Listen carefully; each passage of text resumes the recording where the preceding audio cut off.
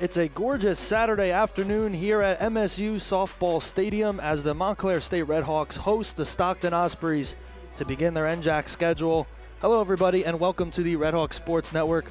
I'm Luke Sirianni, joined alongside CJ Staniak. And CJ, we have a doubleheader today on this beautiful spring day and 14 innings of softball at least. Yeah, that's right, Luke. Conference play commencing this afternoon across the NJAC. And this is a tough conference this year. There are a lot of competitive teams, and both of these teams coming and getting hot at the right time. Stockton Ospreys winning 7 of their last 8, and for Montclair State, they have yet to be beaten in the back half of March. It's going to be an interesting game today for 2 innings of 7 innings minimum. And let's take a look. Let's talk about Montclair State a little bit. The Redhawks have been red hot this season and currently on a 9-game winning streak, averaging about 7 runs during that time. And CJ, tell me a little bit more about it. Yeah, well, it was a tough beginning into the season for Montclair State down in Florida. Clearly no snowbirds on this Redhawk team, though. They have been on a tear since they returned to the cold. And they have won in a multitude of ways, Luke. In the beginning, it was blowout fashion. Lately, the games have been closer. Either way, Montclair State has found a way.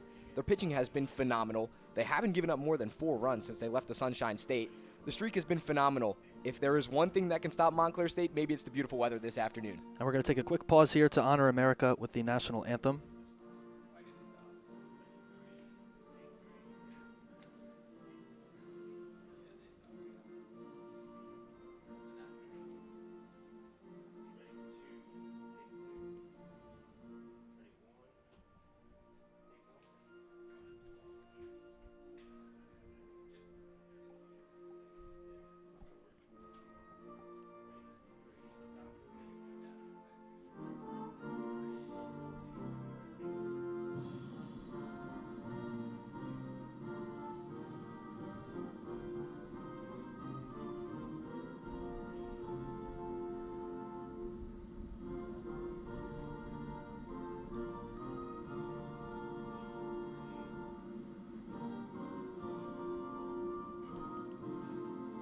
And that concludes the national anthem. Let's take a look inside of the numbers during their Redhawk winning streak.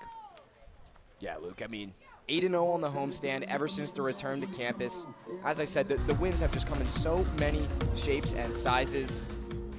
Like at first it was blowouts, and you see on the screen there, Middlebury, Hunter, Baruch, Newman, FDU Forum. I mean, it has just been down the line for all of these teams. And Montclair State, so impressive the way that they have come out and really kind of revived their season. They've gotten hot at the right time. Now it's conference play where it matters.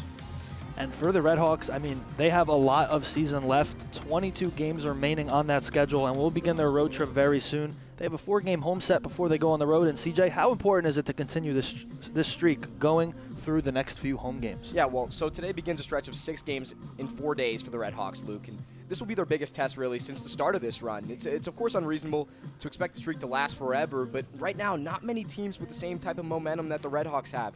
In a little over a week, Montclair State has a huge doubleheader at home against 14-1 Ramapo. Real tests are on the horizon for this team. The longer they extend the streak, the higher the confidence in the dugout, the bigger the chance they have to come out victorious in big games the rest of the way. And the Redhawks have been lights out as of late, but a lot of the credit has to go to NJAC Rookie of the Week, Sophia Alonso. She's been outstanding. Absolutely right. The freshman from Tinton Hills has looked like a senior over the last 2 weeks, Luke. Sophia Alonso has done wonders at the top of the lineup for the Redhawks. She's recorded a hit in 10 straight games, including 6 multi-hit games over that span, second in the conference in total hits. She really gets a chance to show what she's capable of on some days. You just really see this entire Montclair State lineup. Look, 25 stolen bases over this win streak. The total bases, the numbers are huge. And you look at the pitching as well. They're giving up, on average, 1 run per game, Luke. Ridiculous numbers. Some of the key players. These are people that we're talking about. Liz Mullen, you're going to hear her name in a second. We have plenty to talk about her, as well as Riley Glynn. And then lastly, of course, Sophia Alonso, as we were talking about, a very impressive resume. 10-game streak here for her as far as hits. That also applies for runs scored. She has 15 over that time frame. Few players around the NJAC have had the same impact that Alonso's had this season. She's earning the recognition now as a result. And CJ, before we get started, obviously you highlighted Liz Mullen for Montclair State. Who are you looking out for Stockton? Yeah, so for me, Luke, this really comes down to 2 big hitters from either team. Montclair State, there's nobody as comfortable in the box as Liz Mullen right now. I know we just talked about her with the last segment there. She comes into the game a 9-game hit streak. No coincidence that the team has won 9 straight as well. Her OPS is up over 1,000. up over 1,300, I should say. This lineup goes as Mullen goes right now on an absolute tear. And for the Ospreys, I got to go with the dangerous Emma Cold Snow, the junior. 6 homers, 22 RBIs in just 18 games, Luke. Video game numbers for her. She's coming off of number 6 in her last game for homers. Montclair State has held their opponents down as of late offensively. If Stockton can break through, I'll bet Cold Snow has something to do with it. And we're underway from MSU Softball Stadium. McKenna George kicks us off at the plate for Stockton. 2-1 count. And let's take a quick look at this Red Hawk defense. Katie Brunner behind home plate. Ainoni at first. Juliana Casillas at second. Liz Mullen at short. Molly Colligan at third. And then from the outfield, left to right, Riley Glennon left. Sophia Alonso in center. And Madison Leach in right as she makes the catch for the first out. And on the mound, standout pitcher Sage Rizzi. Yeah, Sage Rizzi, 10th appearance for her, her 7th start. And she's been lights out as of recent. 2.27 ERA coming into this one. 1.01 whip, 3 complete games. And one of those complete games came her last time out against FDU Florham. 7 hits, 2 walks, but just 1 earned run, 4 Ks. Able to get through all 7 innings and save arms. Sage Rizzi has been huge for the success of Montclair State this season. Emma Coldstone jumps on the first pitch there, hooks it foul. She's coming off an amazing game versus Immaculata. 2-3, 1 home run, and 3 RBIs. So she looks to keep the bat hot and leads team in multiple categories: home runs, RBIs, and hits. Here's the 0-1 from Rizzi. That one just missed the right corner, 1-1. As I mentioned, Cold Snow. 22 RBIs in 18 games for her this season. Just phenomenal. She's got 8 over her last 4 games. Catcher batting number 2 in this order for the Ospreys. That time paints the corner, strike 2. Then Katie Brunner helped it a little bit with that frame. Yeah, 2 different pitches there to the outside part of the plate for Rizzi. One pitch does not get the call. The next, though, raises the fist. And, yeah, maybe you're right with Brunner back behind the plate doing a good job with her framework. Here's the 1-2, and that one's chopped foul. The Ospreys have been very solid this season, 12-6 overall, but although they're on a 4-game win streak, they do struggle on the road compared to home. They're undefeated at home, just like Montclair State is, but away from home, 7-6. And Montclair State has played at home since they've gotten back from Florida. Every single game here since March 15th has been at home. Ball 2, and we talked about that a bit in the pregame show as well. This is a big stretch. Now you begin NJAC play starting today, and you have to go on the road for the first time coming up. And last year, Montclair State 1-9 on the road. I want to see if they could kind of bounce back away from home. We know how great they play in this stadium, as Rizzi will catch Coldstone, who will take first. So first base runner with 1 out here in the top of the first. That's a great at-bat there from Cold Snow. She works the count, is seeing the ball well, especially on the outside part of the plate. They're not willing to bite and to sacrifice going outside of her comfort zone. Works the count very well, fights a couple of pitches off, and earns a base by getting hit. Here's Chakowski up at the plate. Same with her, another solid outing from her against Immaculata. 1 home run and 3 RBIs in game 2. And just another player batting over the 300 mark, 327 here in 2025.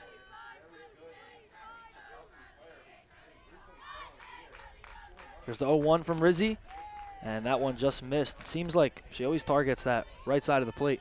Absolutely, against these right-handed hitters, Rizzi wanting to go on the outside part of the plate, make these hitters go fishing out there, maybe get something off the end of the bat, and overall just try to generate weak contact. So far, though, the Ospreys not biting. That one is chopped just foul, and we talked about it earlier. Beautiful weather today. I mean, finally getting that taste of spring we've been waiting for here on this windy campus. Goodness, Luke, I mean, you really can't beat it here this afternoon, the weather that we are experiencing. It's been a long time coming. Over spring break, the weather fooled us a little bit. It was up near the 60s, up around 70. I don't know if it ever quite got there, but the next week it was cold all of a sudden. So glad to see the sun out. I'm sure these players feel the exact same way as we do in the booth here in short sleeves finally. Yeah, it's beautiful out. Temperature is going to tip up to around 78 today, which for our campus, it's the warmest it's been since September. 2 balls, 2 strikes, and 1 out as Rizzi will deal. That one's to Colligan. They're going to try to turn 2, and they'll only get 1 over at second to Juliana Casillas, but they'll take it. Yeah, good play by Colligan. Sure-handed over there at third base, not wanting to rush the double play, but ensuring that they're able to get the lead out at second base. prevent a runner from going into scoring position. Nice work from her. No rush from the Red Hawks. They don't try to force anything that wasn't there, and Chakowski, a good runner. Going to be hard to double her up anyway. That'll bring up Alexa Panagopoulos, the sophomore infielder, with 2 outs. That one is way over the head of Brunner, and Chakowski will just advance right back into scoring position. Very rare misplacement there from Rizzi. Yeah, well, the fielder's choice all for naught as far as getting the lead runner out. You end up moving him up anyway, and yeah, you're right, Rizzi that time just firing high. Maybe her and Brunner not on the same page, but definitely uncharacteristic for her. 1-0 count and a swing and a miss there. Back to 1-1. Sage Rizzi last season versus Stockton had 3 innings pitched and 9 runs allowed with only 1 strikeout. So Rizzi rarely struggles, but looks like against Stockton, it was not her type of game last year. That one is popped up into right field. Casillas will be called off by Leach, and that'll do it for the inning. No runs scored, a couple base runners for the Ospreys, but now the Red Hawks come up to bat. Nice work from Montclair State there in the first. Sage Rizzi got it started and really was all around the zone in that first inning, attacking the hitter. Even the balls were just off the plate. You know, no easy takes for the Ospreys. And then, of course, after you get a couple of runners on, you get somebody in scoring position. She's able to still settle down through that and able to get the final out of the inning. A couple of flyouts to the right fielder there for Leach. Nonetheless, a lot of contact. Montclair State gets out of it with a 0. Let's take a look how Stockton will be lined up defensively now for the bottom of the first inning. Madison Renera at catcher, Alexa Panagopoulos over at first, Maddie Formicelli at second, Emily Spencer at short, Charlie Chakowski over at third base, and then in the outfield, Brianna Signello, McKenna George at center field, Megan Sears over at right field, and then on the mound, Narina Tramp, also Stockton's best on the mound. Yeah, absolutely right. I mean, we talked about the greatness of Sage Rizzi. Now you got to look at Narina Tramp. Her 10th start of the year, coming in at 6-2, a 1.84 ERA, a WHIP of below 1, 0.89 for Tramp. 8 complete games on the season, including 1 in her last game against Immaculata, where she went 7 innings, 4 hits, no walks, no earned runs, and 10 Ks, Luke. Just a stellar start, and she's going to look to attack this top of the Red Hawk lineup with that same type of energy. It's not easy, though, to get through, and we're starting off here with Sophia Alonso, the standout rookie, named NJAC Rookie of the Week this past week, batting over 500 in her rookie season, 508. And on the heels of a 10-game hit streak, trying to extend it to 11 today, has scored 7 runs over her last 4 games. Alonso has been all over the score sheet.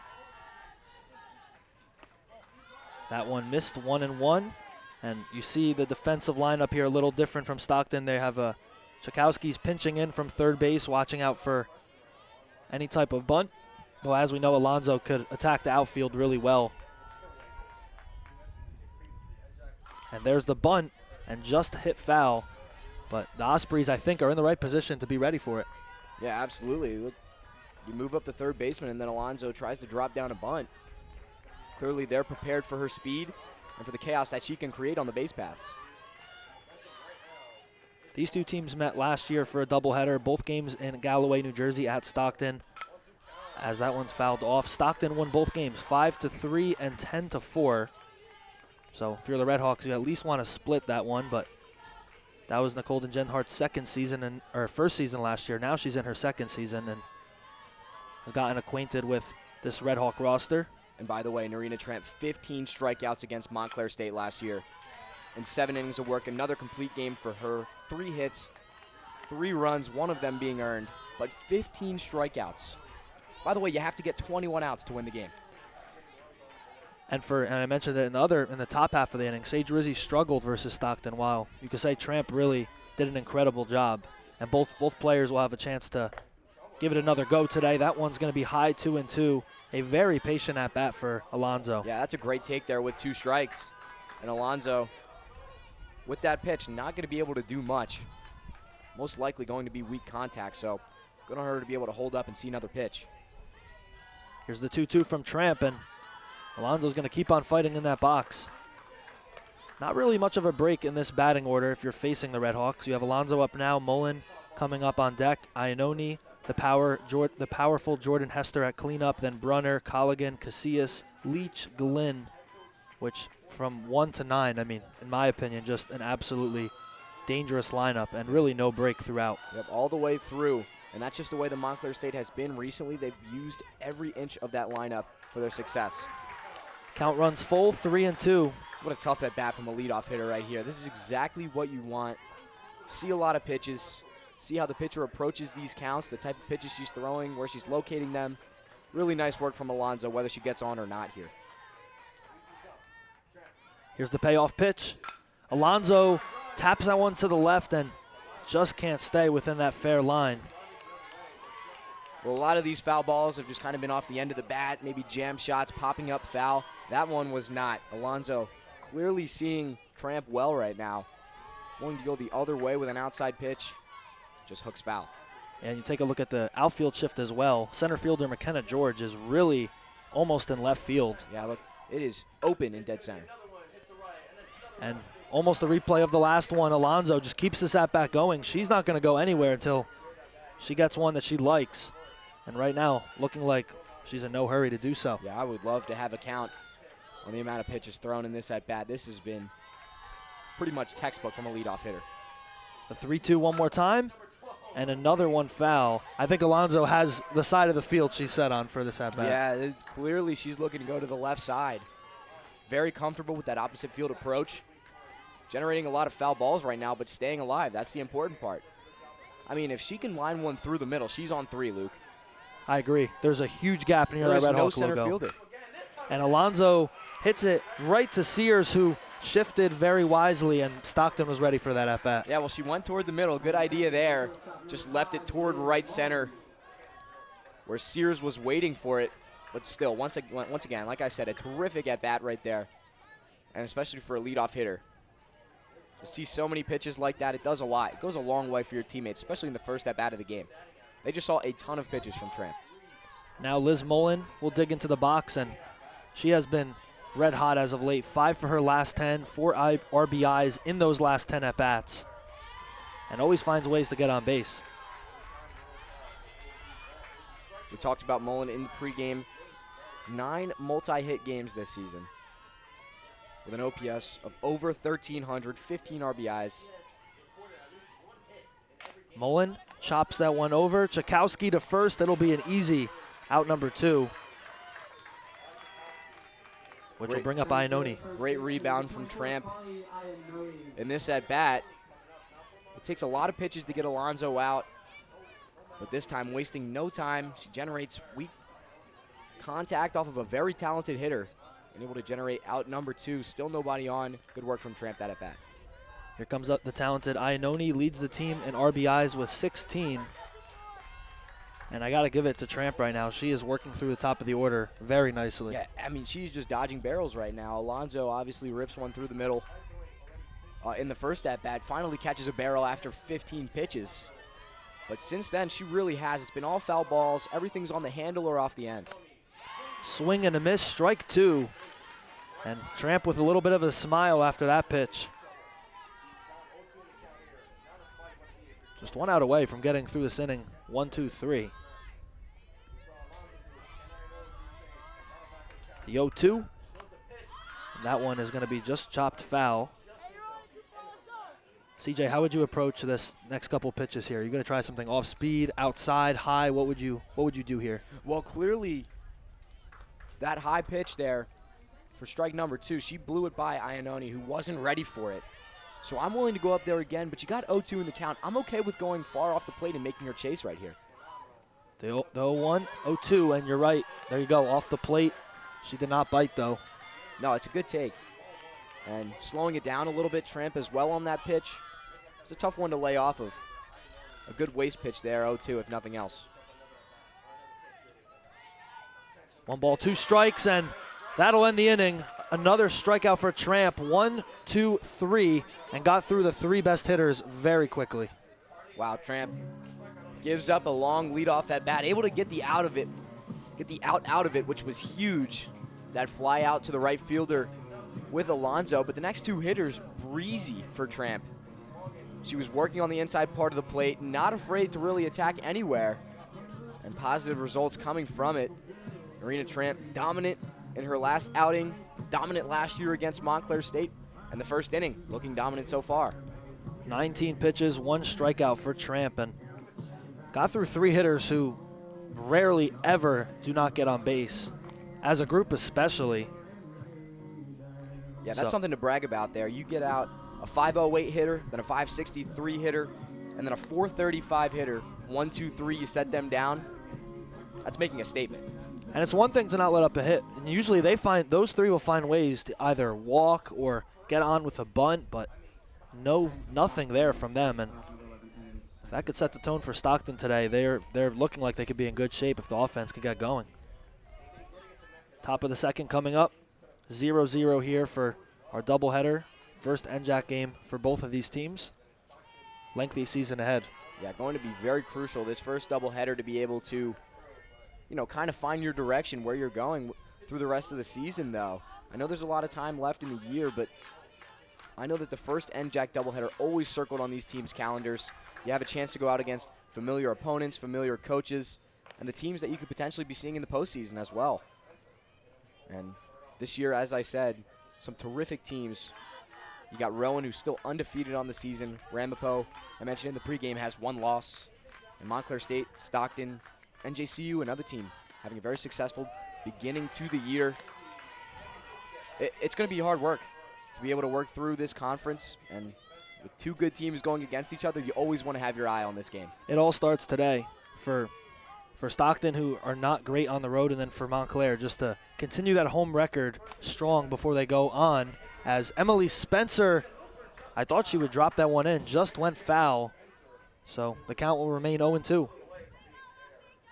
Good work to get on that pitch on the outside part of the plate. Put it in the no man's land. Would have been a tough play over at first base for Iannone. And fortunately for the Redhawks, drops foul. 0-2 count, nobody out here in the top of the second, nobody on as well. That one's high for Spencer. She will take ball 1. For Emily Spencer, 7 for her last 15, 6 RBIs during that stretch. Another bat who has been able to get on as of late.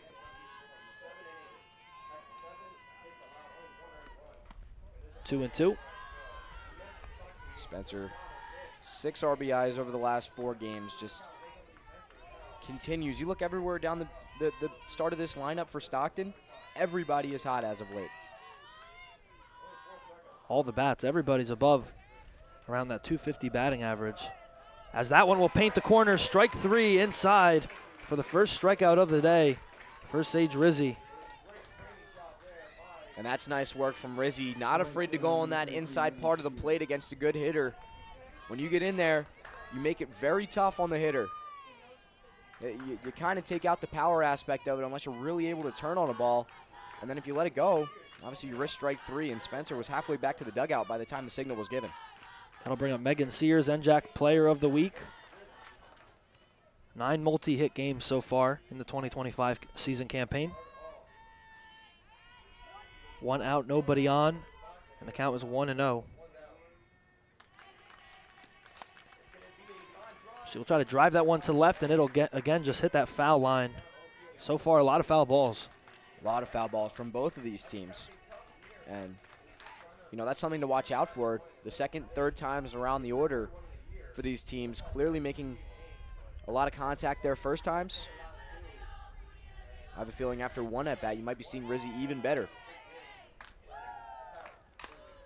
That one is chopped over to Mullen, and she fires at the first, and they say it's in time. Out number 2, and Iannone had to stretch out a little bit to make the play. Strong throw over at shortstop from Liz Mullen. Had to go get that one in the hole.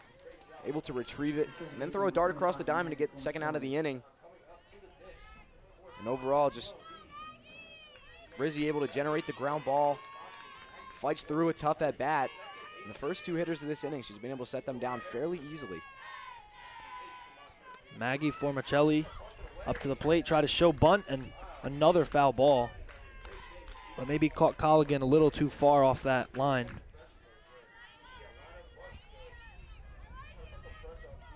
So far, CJ, it's been a defensive battle, a pitching duel. Yeah, it's been a pitching duel. I mean, clearly very early into this game.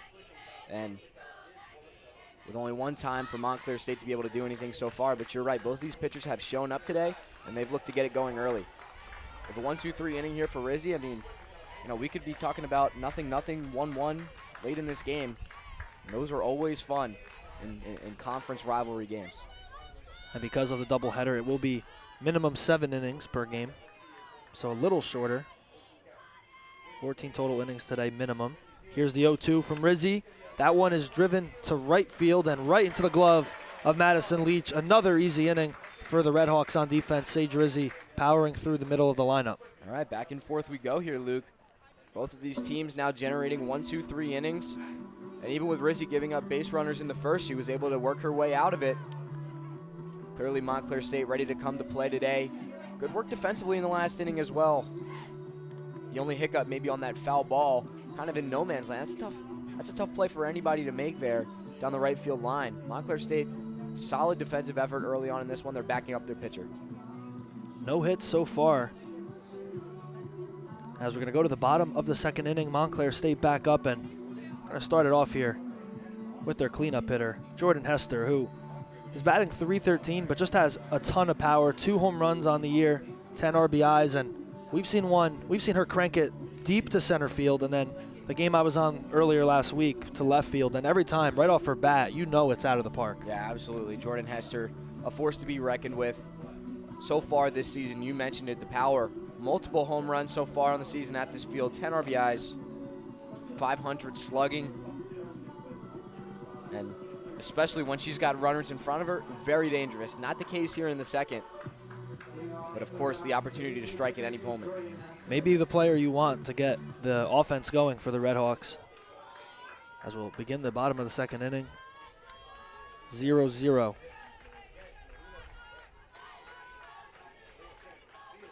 Tramp deals, and Hester will jump on the first pitch to right field, actually, and Megan Sears all over it for the first. You know, interesting approach there. Hester wanting to chase the first pitch as the leadoff hitter, but when you're in the cleanup, you got to take the first good pitch you see. And obviously sending that one out to right, maybe a little bit under it, but going the other way, never a bad thing. Still the first out of the inning on one pitch. We'll see the first of catcher Katie Brunner at the plate now. Does a great job defensively with her frames, batting .241 this season.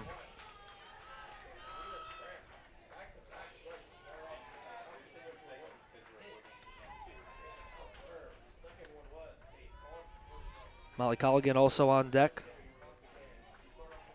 Here's the 0-1, and Brunner will hit that into the safety net.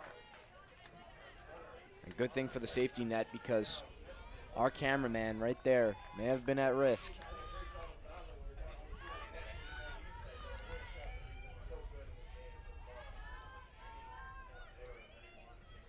Oh, 0-2 count, 1 out, nobody on. And here's the pitch from Tramp. Brunner hits that one up into the infield, and no problem for Chakowski. 2 down. Another tough pitch on the inside part of the plate. And Brunner just having to fight it off the hands. A very tough pitch to hit, but handcuffed in that scenario. More weak contact and more easy outs here for Tramp and the Ospreys. Molly Colligan 0 for her last 8 at-bats. Offense has been a struggle. Defensively, nothing short of beyond impressive. Does really well at third base, gets that ball over to first in time. Just can she get her offense going? That one's high, 1-1.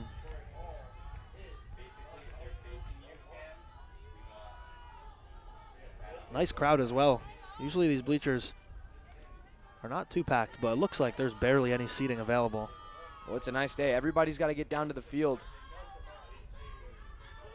As that one's fouled off, and looks like Stockton as well in their away bleachers. Absolutely. A little bit out there in right field. It's a long ways away, so kudos to them. Traveling well, getting to enjoy the sun as a result. Maybe roll the windows down on the drive home. It's a nice day for the beach, isn't it? Yeah, that it is. The 1-2 from Tramp, and another strikeout to end the inning. She earns her second strikeout, and the story remains the same through 2 full innings for both teams. 4 3-and-outs. No hits.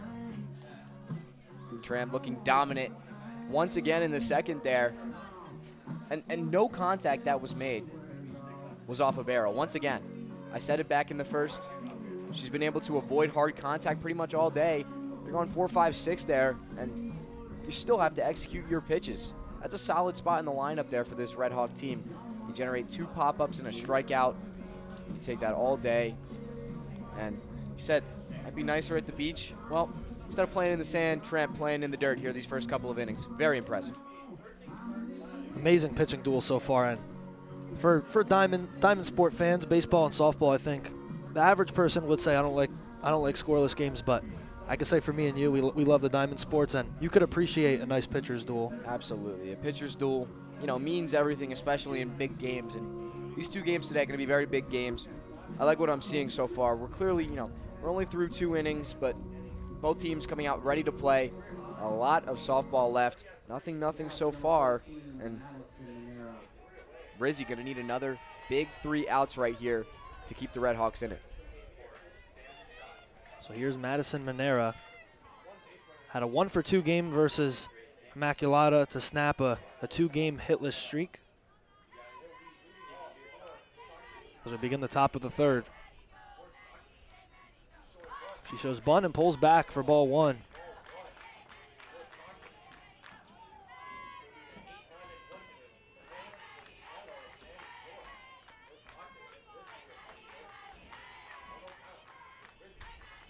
One no count. Here comes Rizzy's pitch.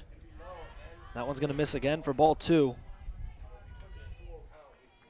Manera's in a good spot right now. Yeah, this is the way you want to start the leadoff hitter. In a hitter's count now. I feel like as the leadoff in the inning. In my eyes, this is take all the way. And once again, she's showing bunt. That one is chopped over. Will it remain fair? Colligan decides to play it. And Manera is out in time. And that's what we talked about earlier, the amazing defense from Molly Colligan. Wow, Colligan in such a tough situation there over at third base.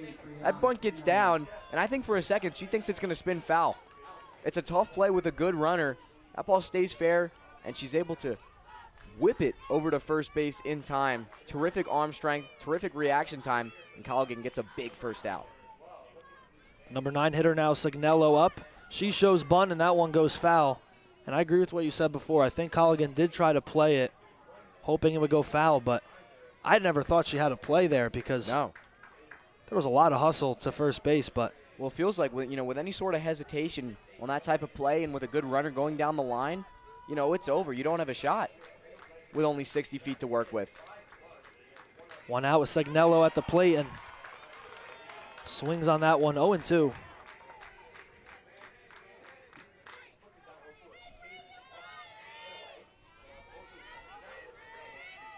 Oh, 0-2 count, 1 out, nobody on. Here's the pitch from Rizzy. That one's going to go upstairs for ball 1, 1-2. Rizzy hitting the 30 pitch count recently, 33 pitches now.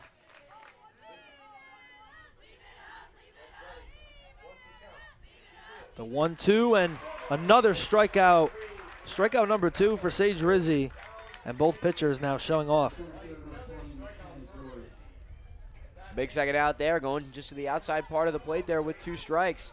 Able to generate a whiff and the second out of the inning. And imagine where the Red Hawks would be right now if the leadoff person gets aboard. That was huge to get that first out. Back to the top of the order with McKenna George. And she shows bunt, but yet another foul ball. Stockton clearly wanting to test the Red Hawk infield at the moment. All 3 hitters in this inning now have put a bunt down. The last 2, of course, have gone foul. And we'll see if George wants to stick with this.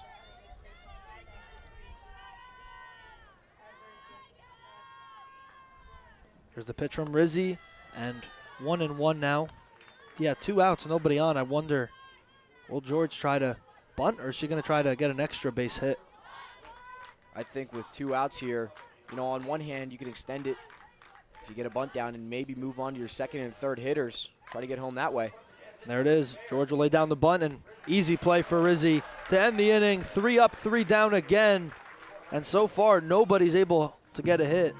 We're going to go to the bottom of the third, 0-0 in the first NJAC matchup from these two teams so far. Well, they do end up going with the bunt and trying to work a runner aboard. It's just in a bad spot. It goes right back to Rizzi, and really no stress for her as she's able to have plenty of time on getting it over to first base.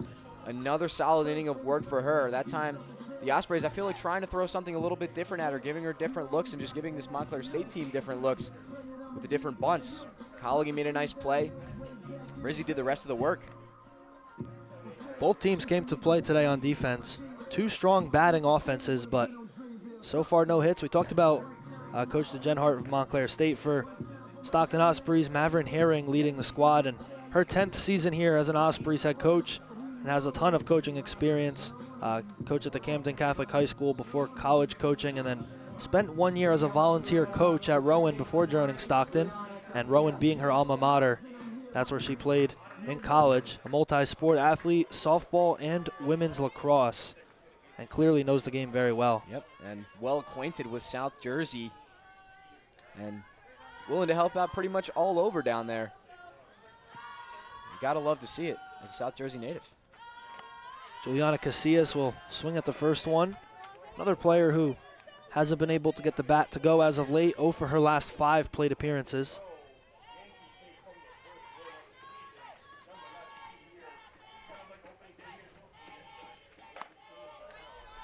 Strike 2.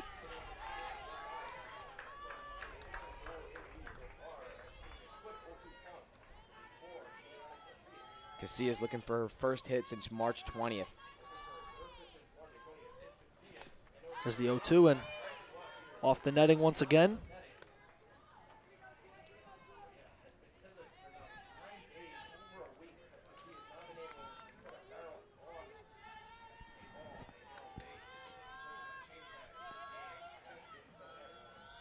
The 0-2 count. Another foul ball. Casillas right now battling at the plate, looking for her first ball. Yeah, not in a great spot here. Fighting off pitches, you're still down 0-2. Kind of a helpless feeling as a hitter. But nonetheless, continuing to put the bat on the ball and still in the box, the most important thing.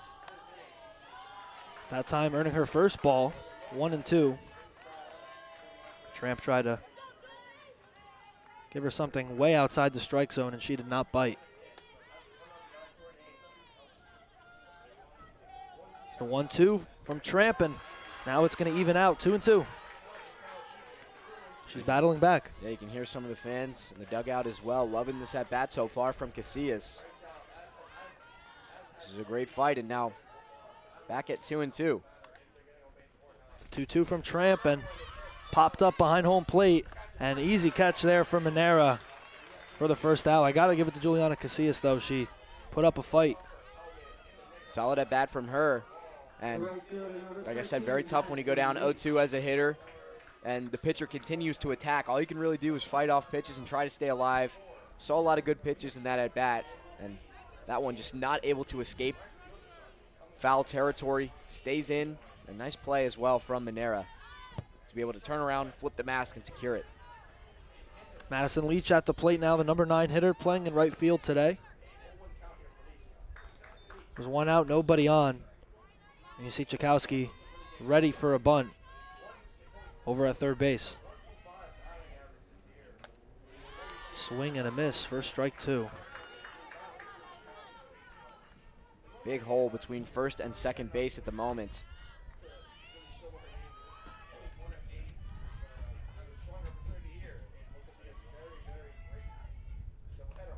1-2.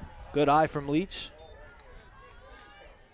Yeah, it seems like the pattern we've seen so far from Tramp today, the pitcher for Stockton, she gets ahead every time. She'll get the batter at 0-2 and then try a couple off speeds and then punches them out. You haven't seen any 2-0 counts, and this is the reason you're seeing so much of this success. Another strikeout for Tramp. Another one, strikeout number 3. And you got to wonder, what could Montclair do right now to just, kind of set her off balance? Listen, really the only thing you can do is try to jump on pitches early in the count. And we've seen Montclair State get on the first pitch. It still has resulted in outs. Tramp's done a good job of attacking with the first pitch, but not leaving it down the middle. She's still making the hitters work.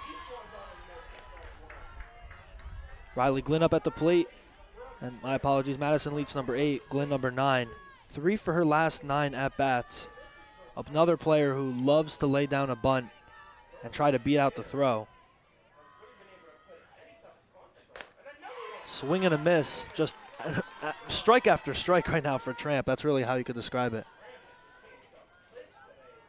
Every count, it feels like, is 0-2, 1-2. Just feels like she's done such a good job of getting ahead and trying to work from there. Here's the 0-2, and no balls needed to be thrown. 3 strikes to Glynn, which will end the inning. 4 strikeouts for Tramp. And we're going to go to the top of the 4th. I mean, this game's flying by for a reason. Yeah, I'll tell you, it's very easy to be able to have success when you're up 0-2 on every hitter in the inning. All 3 hitters able to go up 0-2. And we saw it from Casillas, a solid fight, able to work it back to 2-2. Still resulted in a lowly pop-up. Marina Tramp unconscious through his first 3 innings. Yeah, it's a good point. She really does just take all the stress off with throwing 2 strikes right off the bat, and then you put the batter in a tough spot. And although, you know, a lot of times you don't get them chasing on non-strike pitches, there were at-bats like that with Glynn. You didn't even need to throw a ball. Just give her 3 strikes and take her down. So far, the Red Hawk outfield really, the Red Hawk outfield and Stockton outfield really not much to do out there. It's been a lot of infield battle. Not a lot of work. Maybe to the right fielders, they've had to make a couple of plays, but those balls have mostly been pop-ups. Alonso probably had the hardest hit ball of the day with that liner out to right center. Since then, no life from the Red Hawks, and the Ospreys are matching it. Emma Coldstone back up for her second at-bat of the day. She was hit by a pitch, and the only base runner so far for either team here in the top of the 4th inning.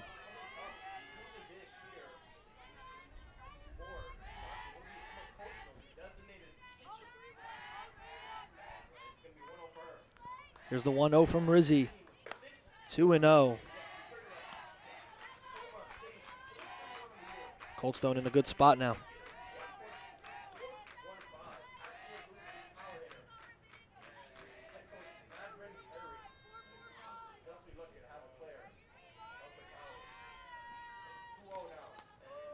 That one will just hit the corner. Strike 1, a much-needed strike there to get back into the count. Yeah, nice work.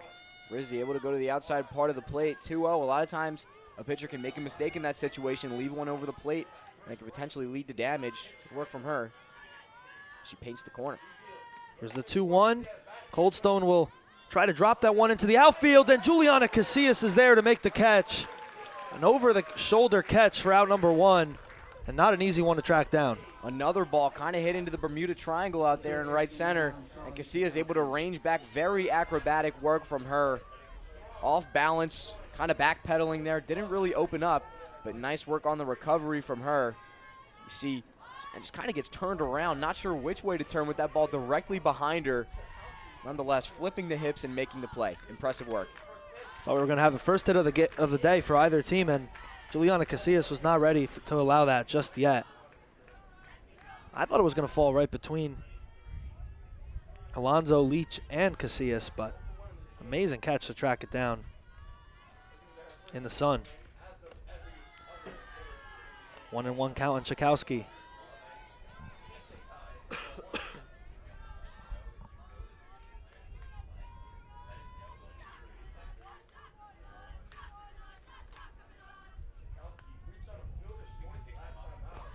Two and one out, nobody on. You're in the top of the 4th, and you see it on the scoreboard, 0-0 through the first NJAC matchup for both of these teams. And both of these teams waiting for a spark right now. We've made it, you know, to the 4th inning and beyond. This is the point where the momentum is going to become so huge. And, you know, at this point in the game, it could happen in the blink of an eye. One swing could give either team the lead. It could come in a number of forms. I know we haven't seen hard contact, but one barrel away from either team taking the lead. You got to wonder when it's going to break open. It feels as though it's coming soon. It feels like it's been building with both of these pitchers dominating But now we're getting to the second time through the order. The hitter's now familiar with the pitcher, and we'll see the adjustments that they're able to make. Now it becomes a chess match. I would argue Stockton has been a little more dangerous with their offensive approach. And really only, though, able to get base runners back in the first, so. That one is going to be hit to Madison Leach once again, and she tracks it down. She's been busy out there in right field. Yeah, she has. And nobody else out there, I'm sure center field and left field jealous of Leach in right, but that ball just floated out there again for her, and so far today has made the correct reads, has taken the proper first step every time, and nothing too difficult for her on these flyouts, the F9s. Leach has been sure-handed. Panagopoulos up at the plate, and she drives that one to left field for a base hit, and it's the first hit of the day for the Ospreys and for either team, just getting it past the glove of Mullen. And Panagopoulos there, finally we have a hit this afternoon, getting the party started. This is a pitch on the outside part of the plate. She gets it off the end and pulls it through the left side. Maybe unconventional, but it works, and especially for either team in this one, any way you can get a runner on base, you'll take it. Here's Emily Spencer, and it's hit over to Colligan. She fumbles it and then ends up getting the one out to end the inning. So regardless, Stockton get their first hit of the day, but no runs scored. And Sage Rizzi will get out of it again with a scoreless top of the fourth. Yeah, despite the first hit of the day, Rizzi able to get out of it with the next pitch. Another difficult play for Colligan there. It's a hard hit ball to third off a hop, and fumbling it off the short hop, as you said, unable to come up with it right away. A lot of fielders in that scenario panic, fumble to pick it up again, drop it back on the ground, maybe try to pick it up with their glove, but smartly able to pick it up with her bare hand. And once again, she knows she has the arm strength that she can kind of take her time on these plays. So imagine as though, she took her time on that one, took an extra step to ensure that the throw was proper. This goes the same for when you're fumbling the ball. She picks it up, has to whip it across right away without wasting time. Arm strength, is able to get it in time. Once again, impressive work from Colligan. Yeah, it's about being calm and composed, and you're right, she didn't panic and was able to make the throw in time. But I'm going to look at that top half of the inning as a positive for Stockton. They got their first hit, and that's what happens in these baseball, softball, diamond sports. You get one hit on offense, and then the offense can really start rolling, and that was the first step Stockton needed. Huge, and it was big, obviously, for Rizzi to get the first two outs of the inning there. I think the next time a team gets their leadoff hitter aboard, we could really start to see some runs on the board for the first time today, or at least our first real shot at it. But the next pitch, she sets him down and is able to flip the lineup to Montclair State's side. Alonso tried to lay down a bunt on the first pitch. Back to the top of the order for the Redhawks. And they went down 1-2-3 to start the game, which you never see from Alonso, Mullen, and Iannone. Well, but like we said, Alonso, a lengthy at-bat, her first time through. She saw a lot of pitches from Tramp, is now very comfortable, very familiar with the pitches she's throwing and in what scenario. And we'll see if she's able to take that knowledge and put the bat to the ball here in her second time up. 1-1 count, a little bit of a breeze coming through here on MSU Softball Stadium. That flag whipping out in left center field right now, blowing toward the left field pole. In a little bit as well. So on fly balls, potentially watch out, fielders headed toward the left field foul pole. Alonso lays a bunt down through the first base line, and Tramp won't be able to get to it in time. A wise pivot from Alonso to reach her first base runner of the day for the Redhawks. Great job. Awesome drag bunt right here from Sophia Alonso. She just takes this with her up the first base line. And of course, as a left-handed hitter, she is, up the line by the time we see that Tramp is able to come up with it. Just a really smart play, puts it in the perfect spot where none of the Ospreys can do anything. And now you have a dangerous runner on the base pass to lead off the inning. Mullen tries to do the exact same thing and tips it foul. I think Alonso prefers to bunt down the third base line, but she saw the defense there and then decided, you know what, I'm a little closer to first base. I'll just go that way. Yeah, the Ospreys have really sold out to take away the bunt from her game. Her first couple of at-bats over on the third base side. So, like I said, why don't you take it with you right up the first base line? It's a difficult thing to do, especially as a left-handed hitter. And it really depends on the pitch that you get. But good execution. Popped up from Mullen. Uh-oh. Panagopoulos makes the catch, and Alonso just got back in time. Almost a double play opportunity there. Yeah, nearly. Alonso running with the pitch that time. And on the pop-up, immediately had to retreat back to first. It's a tough play for Panagopoulos, and good for her to focus on catching the ball first, but an opportunity to double her up. Alonso's speed able to get her back to first safely. Ainoni up at the plate and had a strikeout in her first at-bat, but now you have Alonso on, so some motivation here to put something together at bat. Also, watch out for a steal here. Alonso will take off.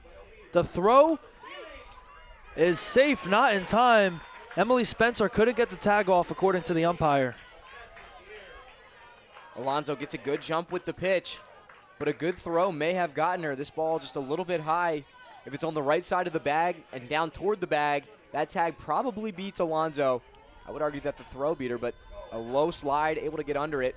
And now a runner in scoring position. I said it the first time we see a leadoff hitter get on, there's a real opportunity for damage to be done. And now Montclair State, the heart of the order up with a person in scoring position. No surprises there. Alonso always tries to steal second nearly every time she's on first, and that's why she does it. She had a great jump on it. And you're right, the throw wasn't bad. It was a little too high. And with, with the wind as well. Not a bad throw by any means, but just a little bit high and on the wrong side of the bag. Throw beats her, but the ball does not, and if that makes sense. Along with the throws and fly balls, obviously a little breezy here, and that softball can move a lot with the wind as well. So another factor to think about. Alonso's 9th stolen base of the year. The 2-2 from Tramp, and another strikeout. Ainoni struck out for a second time today. And now the cleanup hitter, Jordan Hester, up with a chance at an RBI. Tramp fully understands how big that strikeout was right there. Pumped coming off of the mound.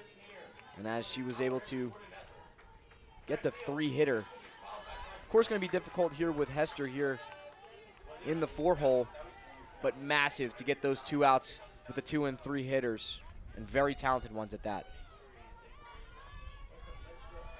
Still want to be aware because anything to the outfield could potentially be a run here. Hester will foul it one off, and no, you're right. Anything, any type of hit into that outfield is immediately going to send Alonso home. Probably the top base runner of the team so far as well this season, and I mean, also with the softball diamond being a little smaller too, you would usually take that gamble, you would think. She's not seeing a lot of attention there at second base. They are letting her get a big secondary lead. Hester loops that one into the infield, almost exiting the infield, but for McKelly gets the out to end the inning, so it will strand Alonso, and in my opinion, the wind playing a bit of a factor there. Yeah, the wind may be a little bit. That ball just kind of gets caught up in the air. You know, pop-ups are not going to win this game. Fly balls are not going to win this game for you. And that time, I think a little bit jammed was Hester, so ball not going super far in the first place. It blew it out towards center field a little bit, and for Formicelli, a difficult play for her, able to range over and make the play. Huge for Tramp to be able to get out of that with a runner on second and 1 out. However, like I said, for Stockton's top half of the inning, in my opinion, a positive there. Both teams now have one hit recorded apiece. You have the Alonso bunt and then the Paginopoli single, so that's a start, right? And listen, Montclair State breaking up the no-hitter with a bunt, you know, something to discuss with the unwritten rules and the old heads in the baseball community, but either way, Montclair State, the most important thing was a base runner for them. They finally had some life there in the top of the 4th inning. To that point, they had been retired in order. And even though we saw a strikeout and a pop-up with runners in scoring position, I think even the threat itself means a lot more for the outlook of this game than anything else. Both teams playing really cautiously, and right now it's going to be a battle for these next 3 innings. Top of the 5th, nobody scored just yet, 0-0 for game 1 of our doubleheader. As Sears will dig in and foul that one into the crowd. A nice play off a hop from the fan out there in the corner of the bleachers. Unfortunately, they have to give them right back to athletics, but you have to make a nice catch. Yeah, recently I caught a ball down at Yogi Berra. It was an NJIT game, actually, not a Montclair State game, and they still made me return it. For Division I baseball, they made me give the ball back. Was it a diving catch? No, I lied to you. I don't know why I said that. The ball bounced off of seats, and I just went and retrieved it. I didn't catch it. Way to recover on that one. 1-1 count, nobody out, and Sears at the plate. Here's the pitch from Rizzi. And just clips her. So yet again, another Stockton lead-off runner with a hit by pitch. Yeah, huge to get the hit by pitch, and now a runner aboard for Stockton. They're working now toward the bottom of the lineup. Formicelli now up. I wonder if these next couple of hitters, they think about laying a bunt down at all. I'm sure it's at least in the minds of the Osprey coaching staff. Yeah, it has to be in the consideration idea right now with one hit only today, and you have to assume Colligan's going to get you out at first, but as that one nearly just went right into my hands. A little bit higher, I would have had the catch. I would have made the diving catch. You would have jumped in front of me? That's right. Just like I did at Yogi. I was ready. Had the left hand. Yeah, nearly got us off a hop. That was off a bunt, too. It was off a bunt.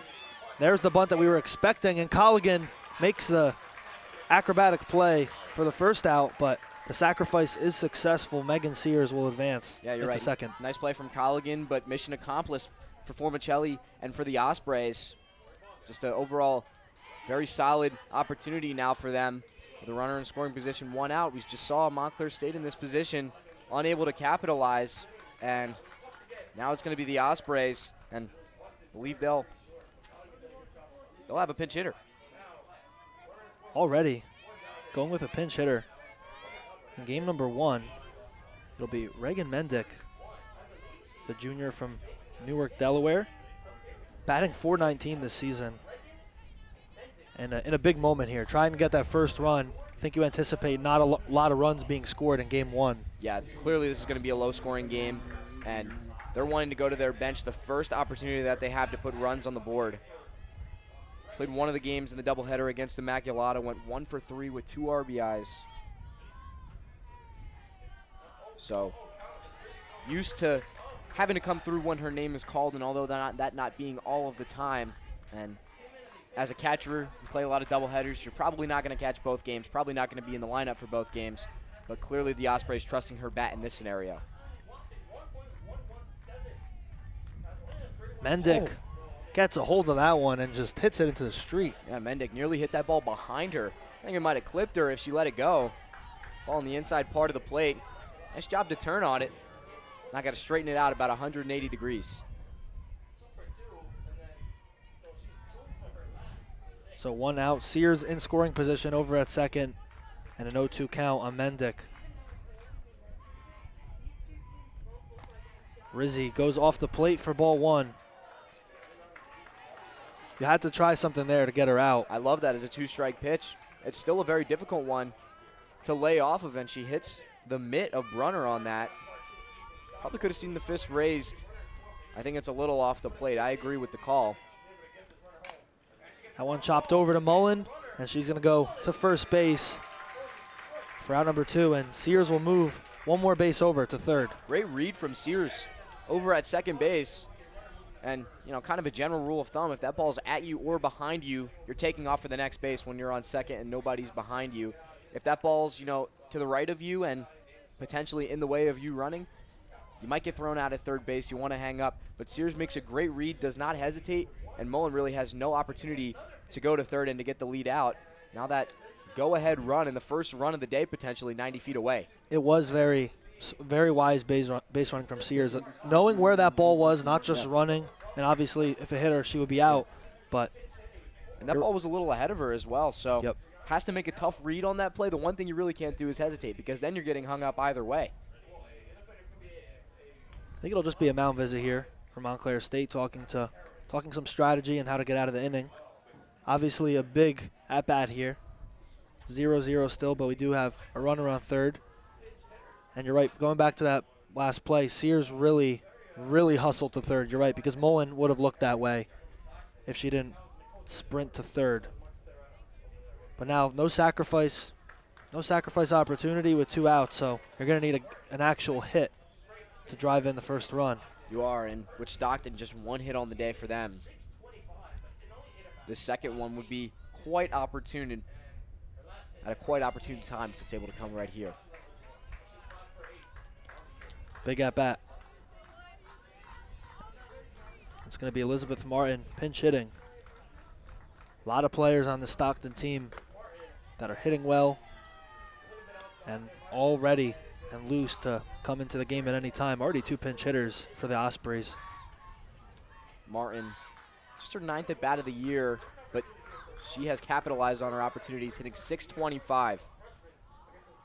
4 RBIs and just 9 at bats.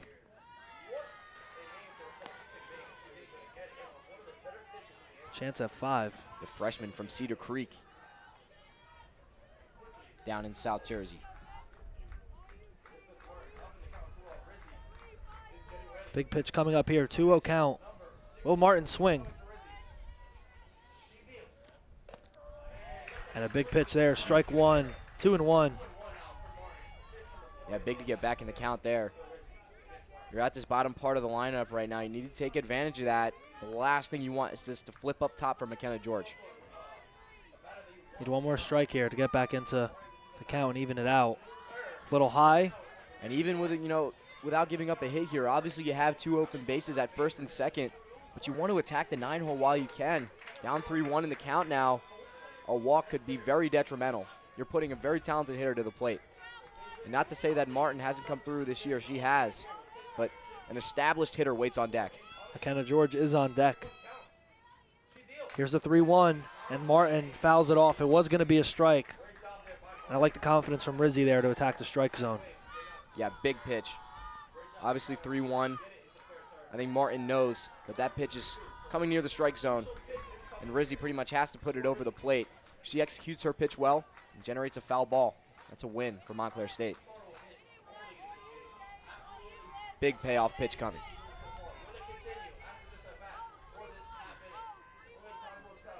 Here's the payoff pitch. Full count, 2 outs, and Rizzy deals.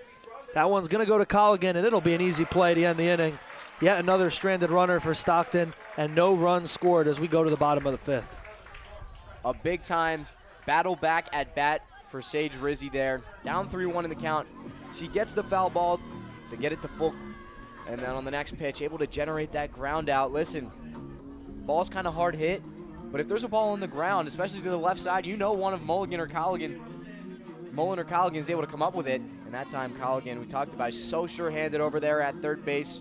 Really, just kind of a habit for her. Picks it up, didn't even take another step, just rotated her feet, throw it over to first base off a pivot. Plenty of time. Montclair State survives just as the Ospreys did in the top half of the inning. It's got to be frustrating for both teams right now. You've had a few runners in scoring position, and neither team has been able to drive any of them in. Now you're coming up with really to the biggest stretch of the game, the final inning or so. And I think you got to start talking about extra innings, although you do have a lot of time here, and both offenses are opening up a little bit. Yep, and for both of these teams, you'll see the top half of the order at least 1 more time as well in the 7th, the 6th or the 7th, I should say, but before the regulation ends. Montclair State able to get the leadoff runner on last inning. Saw some positive results for pretty much the first time in the game. And a big inning coming for them to see if they can build off of that and see if they can finally get to Tramp. Katie Brunner flew out in her first at-bat today.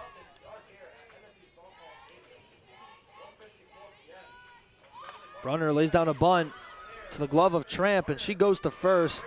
Luckily, it was on her way to first base.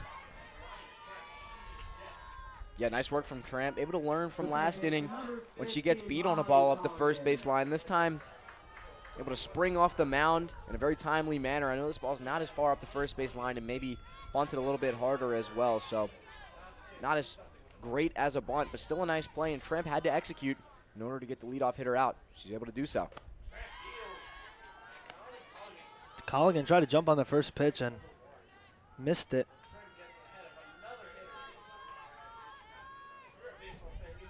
By the way, Molly Colligan on Team Pebbles here at Montclair State University, the dog Scott of Montclair State. That one is lofted out to left field, and Signello will come up with it for out number 1. Out number 2, actually. Right now, just Tramp, same thing remains true. She's able to get through this order really quickly.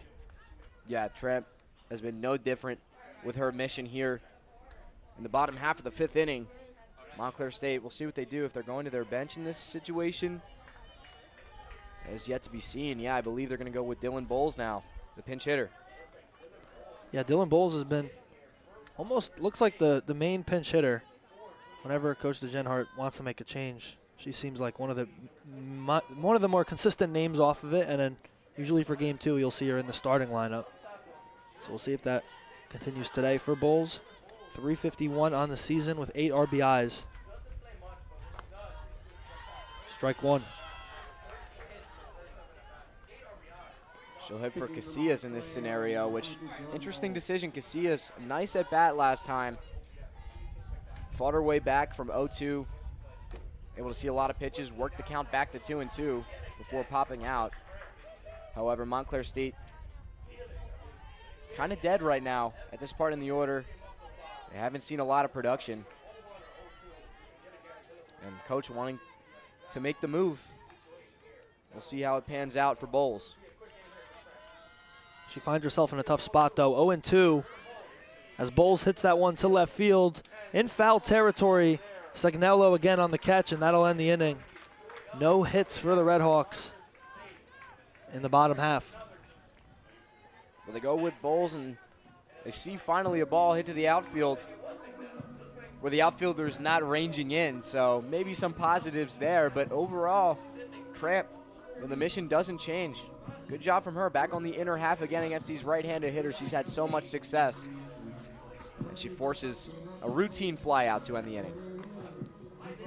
It's been a battle right now, and Tramp ended the inning with 59 pitches, and Rizzi this inning is right near that 70 mark.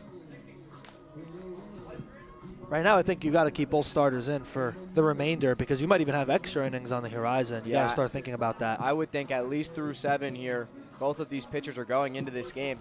No real reason to take them out right now. You know, it's been a lot of contact for Stockton. Rizzi just 2 strikeouts on the day, so maybe you can take that away. But it's still been very impressive. Just 1 hit allowed.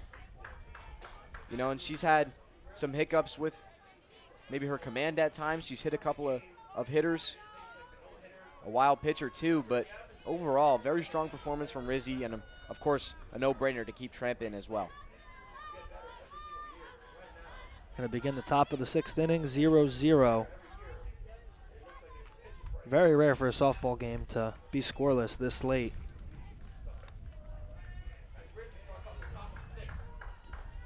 McKenna George will start us off at the top of the order for at-bat number 3. Nothing on her radar today. A fly out and a ground out. McKenna George, hailing out of Colorado. Long way over to Galloway, New Jersey.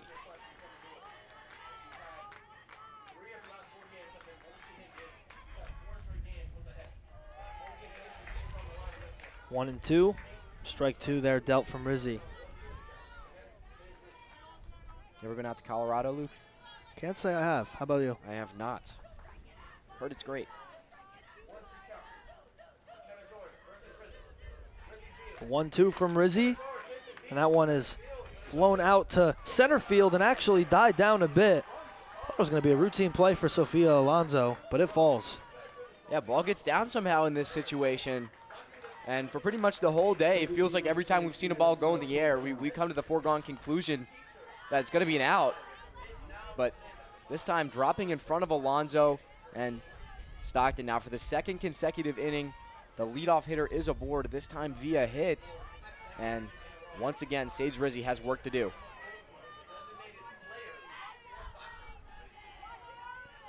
Nobody out. McKenna George being the leadoff hitter. And a chance at a double play here. Mullen, Casillas over to first, and the throw to Iannone just a little bit off. But they will get the lead runner for the first out. Good work from the middle infield on this play here. Able to roll it up the middle with Mullen and with Bowles, who's now in at second. Oh, excuse me, it is Casillas over at second base, back into the game now, but the throw to first probably beats her. I think so too. Pulls Iannone off the bag. And if nothing else, once again, Montclair State getting the lead runner out, taking some speed off the base pass with George. I think they're okay with taking that out right there. It's a missed opportunity to turn two, but nonetheless, we'll take that, and we'll see a pinch runner now into the game for the Ospreys.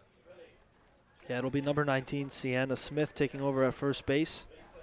But of course, they can't be upset about that. They got the lead runner. Yeah, they could have turned two, but you don't have to worry about a runner in scoring position just yet, which is something positive to take away. Only the second hit of the day for the Stockton Ospreys. We have 3 total hits on the game so far, with 2 offenses that have historically hit well all season. I think it's this warm weather.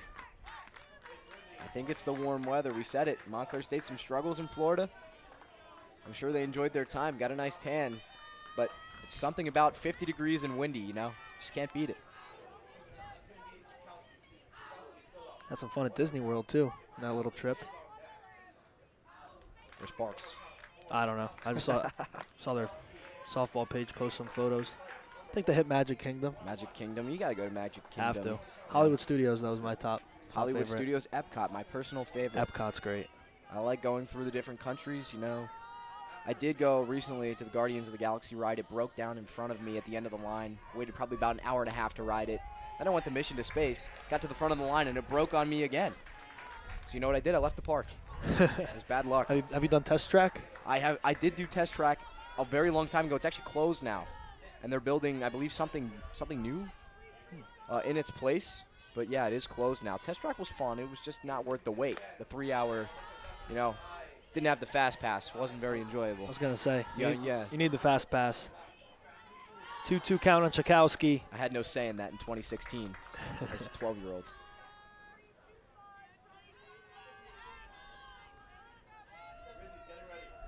Rizzi deals on the 2-2, and the count will run full. A big pitch coming up.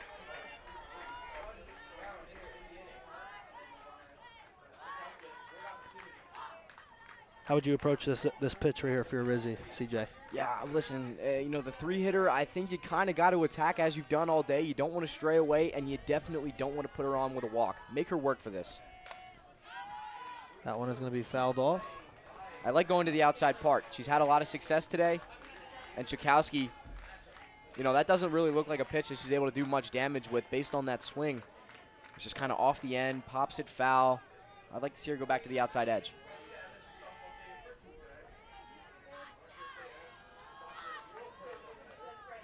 Payoff pitch. Ready from Rizzi. That one is going to be popped up into the air. Iannone chasing it, and it will hit the top of the dugout for a foul ball. Just getting out of play. I'm sure Tchaikovsky there out of the box, trying to wave that thing, go a little further, a little further. The wind tried to keep it in. Would have been a big out for Montclair State with Iannone camped under it. As we have a slight. Another pitch. We have a slight overcast starting to come over, and talk about the wind factor. It could come into a play even you're more. Really starting to see that flagpole blow in now. Which might have pulled that ball out of play on that last pitch. Tchaikovsky's fighting right now in that box. I think we might see more bunts in game 2 if the wind continues. I think they're going to try to avoid fly balls. Yeah, the fly balls really haven't generated much today. Now, granted, nothing has really been barreled. These pitchers have done a phenomenal job of forcing weak contact. The point still stands. We're in at bat from Tchaikovsky here. 3-2. Tchaikovsky will hit that one out, and you see a ton of movement, but Madison Leach is able to come up with it. And going back to it, I mean, the wind is just coming right back to where the ball was hit from. So it's not going to help you in terms of hitting, getting over the fence. You saw it on the foul ball that went out of play where Iannone was at the first base bag, and then all of a sudden she comes storming in toward the dugout and toward home plate almost. The ball ends up hitting the dugout, but it brought her way in. You saw that. Goes for the same for Leach in right field. To that side of the field, the ball's hit to right.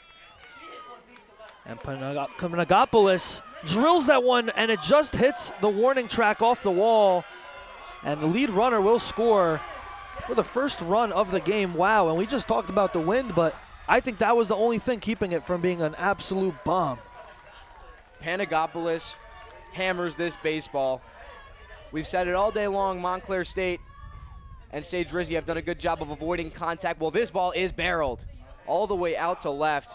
Fortunately for the Red Hawks, that ball stays in, and it's only a one-run play, but Stockton finally able to punch through that wall, and they score the first run of the day for either one of these teams. Huge. Great work from Panagopoulos, wasting no time. It was the third at-bat of the day, finally seeing positive results. At no point did I believe that it was going to go that far, and at one point I thought it was out. Luckily for Riley Glynn over and left, it just hit the top of the wall. But very impressive hitting for Stockton. They take a 1-0 lead with 2 outs, and now for Panagopoulos, RBI number 12 of the season in a huge moment. And now you got to, for Montclair on offense, you got to think about panic mode very soon. But first off, getting out of this inning has to be step number 1, as Spencer will be hit by pitch and another free base runner. I like this move here. Molly Colligan going to go out to the mound. The same for Brunner as she goes out there to have a chat. The worst thing that you could do in this situation is let it avalanche if you're Sage Rizzi. You gave up the first run of the game. You know it was going to happen at some point. One team had to score a run. You got to be able to shake this off, get out of this inning clean, and keep it a one-run game, because Montclair State has the ability to score on offense. You know, this game's not over. It's 1-0. If this becomes 2, 3, 4, that's when, you know, that's when it really becomes a disastrous inning. You know Stockton want to add one more here just to feel a little more comfortable. Of course, they have a great pitcher on the mound. That insurance will be well welcomed. Sears hits that one, and it will fall for another base hit, as Stockton will add one more runner to the scoreboard with the pinch runner Kim scoring. It's a 2-0 lead for the Ospreys. It's the second time that we've seen a ball drop out in center here. It's weak contact off the end, but this ball is able to get down and find some green grass. Stockton, great situational hitting. 2 outs in the inning. That ball's got to get down. And Sage Rizzi has dealt all day long. The Ospreys finally making adjustment. Looks like they may have her number. You saw it on the replay there, just falling in between Mullen and Alonzo, hitting the left side of that Red Hawk logo in center field. And now runners on second and third with 2 outs. So a lot of work left to do, as Formicelli up at a huge moment. And we kind of saw this. I feel like we saw this coming on for Stockton. They've been able to get on base and cause danger. They just couldn't score runs earlier. Yeah, last inning was kind of the precursor to this one. They couldn't quite break through. You get a runner on third, but you don't see the number come up on the scoreboard. This inning, once again, they get the leadoff runner aboard.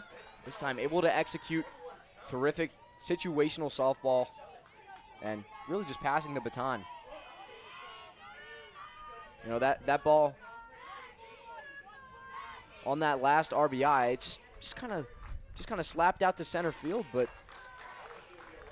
sometimes that's all it takes. You know, we said it, the wind is blowing in today. You don't need to hit a ball 1,000 feet to drive the runs home. Just about smart hitting. Yeah. You get a single here, you're probably going to this is another drive big in 2 at-bat. more. You're absolutely right. This is another big at-bat. If this moves to 4, you know, you wonder at what point it becomes unreachable. Down 2 runs, as they say, you're a bloop and a blast away, you know. Now, Sage Rizzi needs to bear down and get this last out of the inning. She's down in the count again, 3-1. Some movement in the Red Hawk bullpen. Brooke Biamonte getting loose out there. As a big pitch is coming up for Maggie Formicelli. She takes the pitch, and it's going to be a strike. So Full count with 2 outs. I think here you got to be very careful with your approach.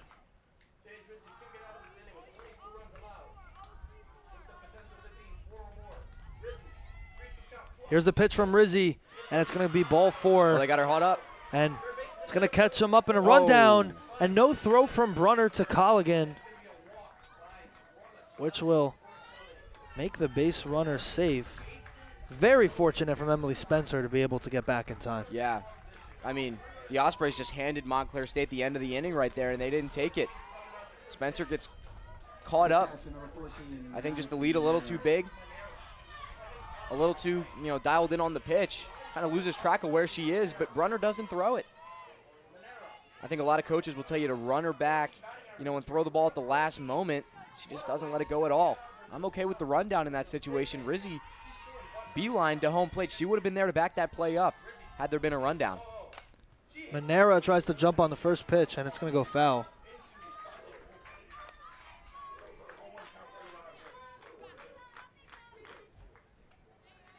I mean, if Stockton could pull off the game #1 win, we're going to definitely come back to this inning.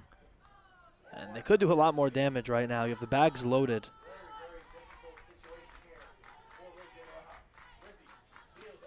Manera drives it to the opposite field. It's going to fall for a base hit.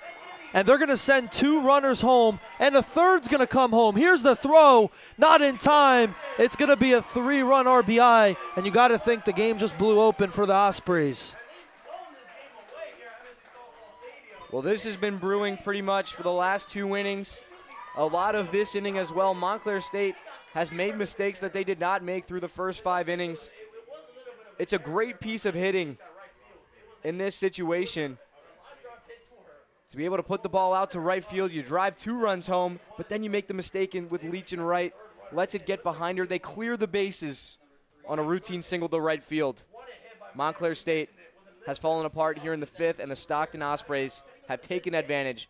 As you said, they have blown this game open. 5-0 on the board, and that'll end the day for Sage Rizzi. 89 pitches, 5 2/3, 4 hits, 2 runs, 2 strikeouts. Honestly, not as bad as the score looks, but a couple unlucky plays, hit by pitch, put her in a bad spot, and that'll bring in Brooke Biamonte. Yeah, 3 of those runs going to be earned for Rizzi out of the 5 today. The last 2 coming on that error in right from Leach. But as you said, really, up to this point, it had been breezy for her. Back in the 5th, she gets the runner on third, able to get out of the jam. That's great work from her, and she showed a lot of fight against a really solid lineup. Things got away from her in the 6th inning, unable to limit the damage, and now as it stands, a 5-run lead for Stockton. Biamonte's last time pitching was about 9 days ago against Baruch. 3 innings and 2 earned runs with no strikeouts, but now she's got to try to get out of this inning. The bases were cleared out by Stockton, and just in a huge moment now. The Redhawks have a lot to do in the bottom half of this one to try to get any runs back. Sagnello at the plate. Lefty versus lefty.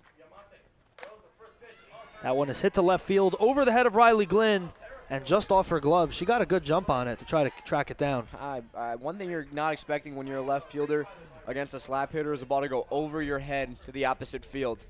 And Sagnello getting under that one, but barreling it up, and a difficult play out in left for Glenn, unable to track it down. Still a foul ball, though. Talked about it off camera a little bit. We see like these slap hits. Reminds us a lot of Ichiro, one of the great MLB players. It's a way to get on in softball. It's all about just playing simple. Yeah, I mean, obviously very common in softball. You see it a lot with the left-handed hitters. We've seen it from a multitude of hitters today. Still, though, to be able to drive the ball to left field while your momentum's taking you toward first base, pretty impressive stuff. Outside there from Biamonte and Brunner. A little bit of a stare down to first. So again, this is game 1 of the doubleheader. And if Stockton could hold on, this will just go 7 innings. We're going to have another 7 innings at around 3 o'clock-ish. And the slap hit there, successful that time Play at second. for Signello. That'll advance everybody up 1 base. So now first and second with 2 outs, and Stockton just rallying. Like I said, just passing the baton right now. That's something they really haven't been able to do in the first 5 innings of this game. They haven't been able to compound these hits and these good at-bats and solid contact. Haven't been able to just deliver one hitter after the next. Today they've done it, and they've done it with 2 outs here in the 6th. If you look at the box scores right now, inning by inning, it's zeros all the way through, and you look at the one we're currently in, top of the 6th, you've got the 5 number right through that. Just an impressive inning from the Ospreys. Took them a while to get going, but now foot is on the gas. Oh, got her back. Runner checks to first, and wow, could not be any closer. They say Signello got back in time, just barely. A difficult position for the umpires to be in there. One behind Mullen over at short and one behind the plate. The play's at first. Long way for both of them. I do agree with the call, though. The runner getting in under the tag. Here's a 2-0 from Biamonte. 3-0. Now a chance to load the bases once again. Would you try to swing at this one, CJ, if it's one you like? No chance at this point. 3-0. And right down home plate for strike 1, but you're right, you got to take that one. Yeah, new pitcher in the game. You know, you haven't seen a ton of her. No real reason to want to go 3-0 here. Hopefully you get the same pitch 3-1, and you're able to execute this time around. Biamonte once again. That one is chopped up the middle. Mullen will charge and go to first to end the inning, but the damage is done. 5 runs in the top of the 6th. Stockton put 5 runs onto the board, and now the Redhawks with a ton of work to do to get back into it. Yep, terrific job from the Ospreys in that inning. They took advantage of things that really hadn't been going their way the first 5 innings. Finally, in the 6th, they're able to get solid contact. The leadoff runner on again, and they drive it home. Awesome work from Panagopoulos, putting one out to the warning track and off the base of the wall out in left field. And then from there, the Ospreys just piling it on.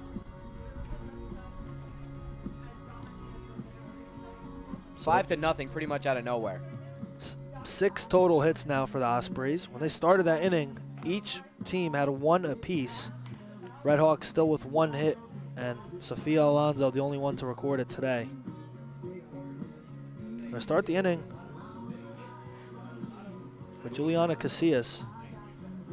Or actually, it's going to be, looks like a pinch hitter, Jayla Vasquez. But we've seen a lot of her as of late. Usually starts game 2 of these doubleheaders. We're going to see her a little bit earlier than that.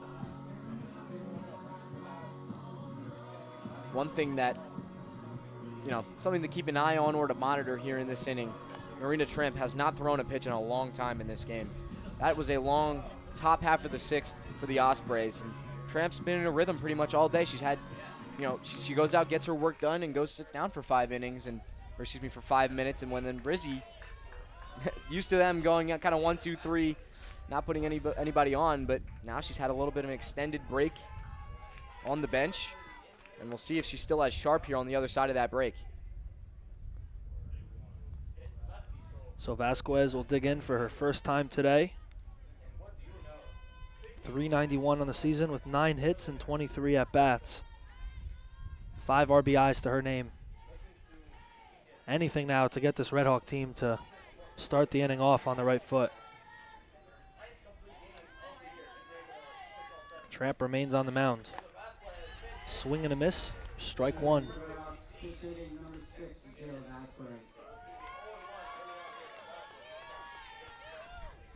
It all starts on this at-bat, CJ, right? It has to.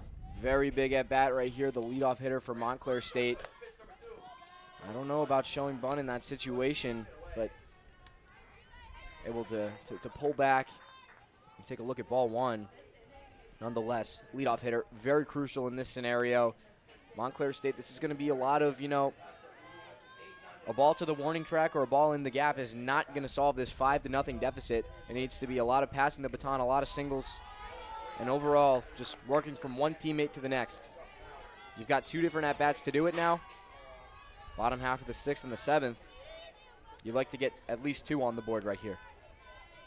And looking at the middle of the field, I mean, if you can get it over the head of Tramp and either to her left or right, that could start it off very nicely. Yeah, big hole up the middle. Stockton, a team that shifts a lot. They find themselves in the right position when they do, by the way. They've been very good with it. It has not come back to bite them at all today. 2-2. Vasquez continues to fight, and this is the type of effort you want to see from Montclair State. Sending a message, maybe the game's not quite over yet. Just as quickly as Stockton put up 5 runs, this team, the Redhawks, could climb back. It only takes 1/2 an inning to get hot and get back into the groove. And Vasquez working the count right now. 2-2 count. Has fought off some tough pitches from Tramp here. Now she's got to finish it off. Here's the pitch. Vasquez chops it over for Michelli to first, and that'll be the first out. Another pinch hitter coming up for Montclair State. It's going to be number 19, Marilis Recourt, a freshman from Woodbridge, New Jersey. Right now, Montclair looking for anybody that can come in and make a difference. Yeah, right now they're just trying to find an answer. At this point in the game, different pinch hitters trying to find a spark. Montclair State, don't want to go into the 7th down 5 runs. It's kind of now or never to get something on the board. So you're starting to see that desperation now play into substitutions and different things of that sort. And for Recourt, just 12 at-bats on the season thus far. Recourt tried to jump on the first pitch and hits it foul to the right side. Montclair State, I feel like they haven't had such a difficult time, making contact as much as they have as putting the ball in play. It's been a lot of weak foul balls, pop-ups behind the plate. Tramp's just found a way, whether working the inside part, the outside part, getting either end of the bat, and avoiding the middle part of it. That's another one. I mean, that ball's off the tape. Yeah, way inside on that pitch. That's off the tape of the handle. It almost looks like swings of desperation right now, just trying to make any type of contact, and just hoping for the best. That's a very tough pitch to lay off of as well. 1-1 to Recourt, and that time she'll let it go by. 2-1 with 1 out to go, 1 out left. So, just joining us, Stockton had a huge rally in the top half of this inning. And strike 2 with the swing and miss. I think she might have got a piece of that to stay alive. It would have been strike 3.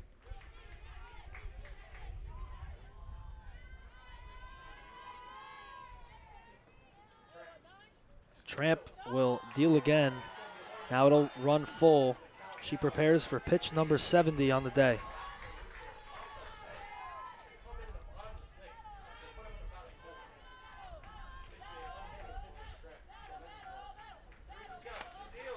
Rycourt into center field, and it's going to get down for the second hit of the day, and the pinch hit is successful. That was a great at-bat. And that's a perfect example of not trying to do too much when you're down 5 runs. It's got to start somewhere, and Recourt able to work the count full. This ball is off the hands, just kind of bloops it out to center field. The Texas Leaguer gets you aboard, and that could be the start of something, could be the start of nothing, but you'll never know there if you're swinging for the fences down 5. Riley Glynn will pinch run at first base, and you saw in the replay, McKenna George tried to charge at it and attempted a dive, just couldn't get to it in time.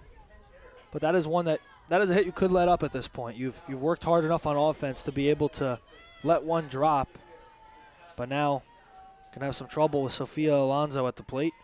1 hit and 1 stolen base today.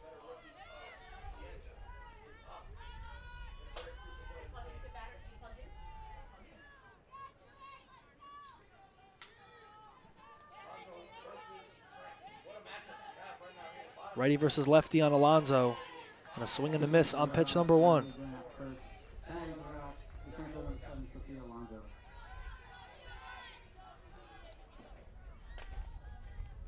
Also huge for Record there in the 9 hole to flip the lineup up top. Be able to turn that over with a runner on base. The 0-1. It's going to make the count even out, 1-1. With the speedy Riley Glenn at first, I wonder if she tries to steal.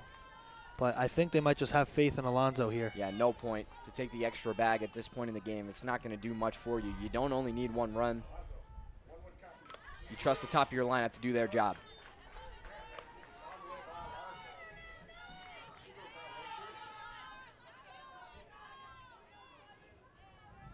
One and 2 count, 1 out. Glenn at first, and the Ospreys lead 5-0. A very slow offensive start, and then one big inning put them ahead by 5. Alonso, the slap hit, and it will be a catch made in foul territory. Brianna Segnello has been busy out there today. That's a big out to get right there. Alonso obviously very tough to retire. But Tramp sticking with what worked those first couple of at-bats. She generates a pop-up to left. As a result, we've seen Alonso put a couple balls in the air today. Has been much more valuable when using her speed with line drives or balls on the ground. If you can force her to fly balls, I think you do your job as a pitcher. Mullen takes ball 1 with 2 outs on the board.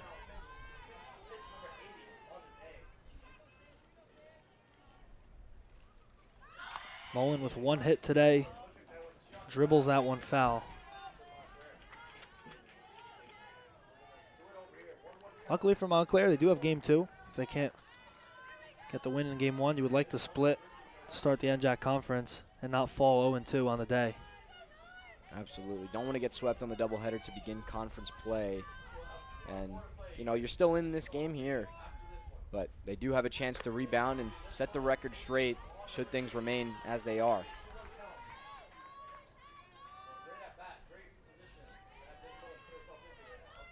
Mullen is ahead, 2-1 in the count.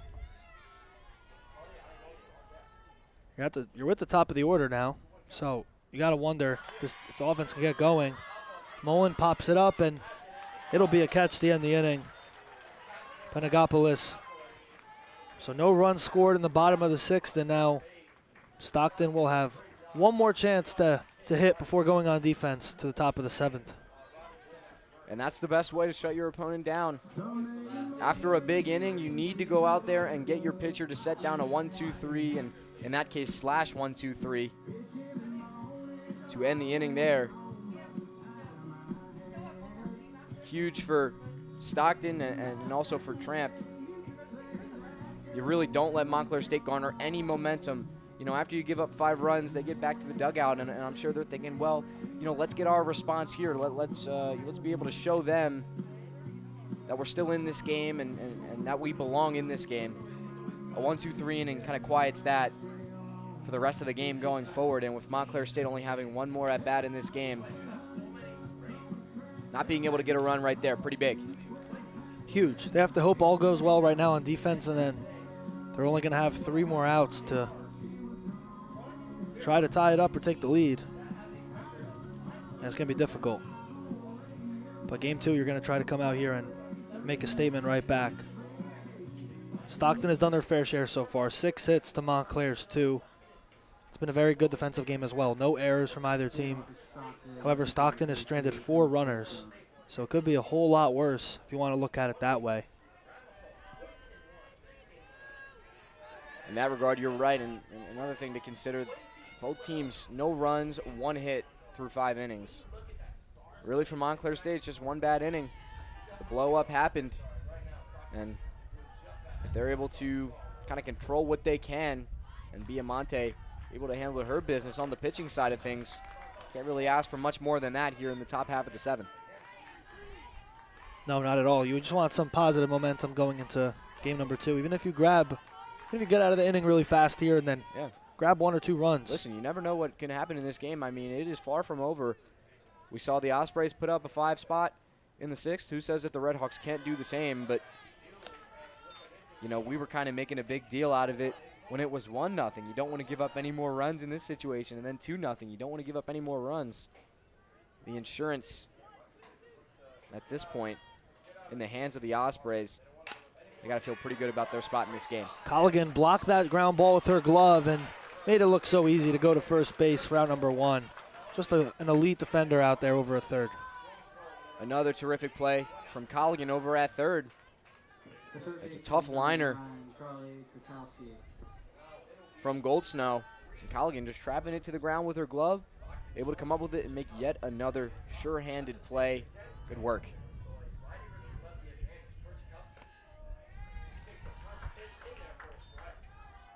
Chakowski up at the plate. So far for her today, 3 at-bats, no hits. But her teammates have come around. Middle of the order has done really well.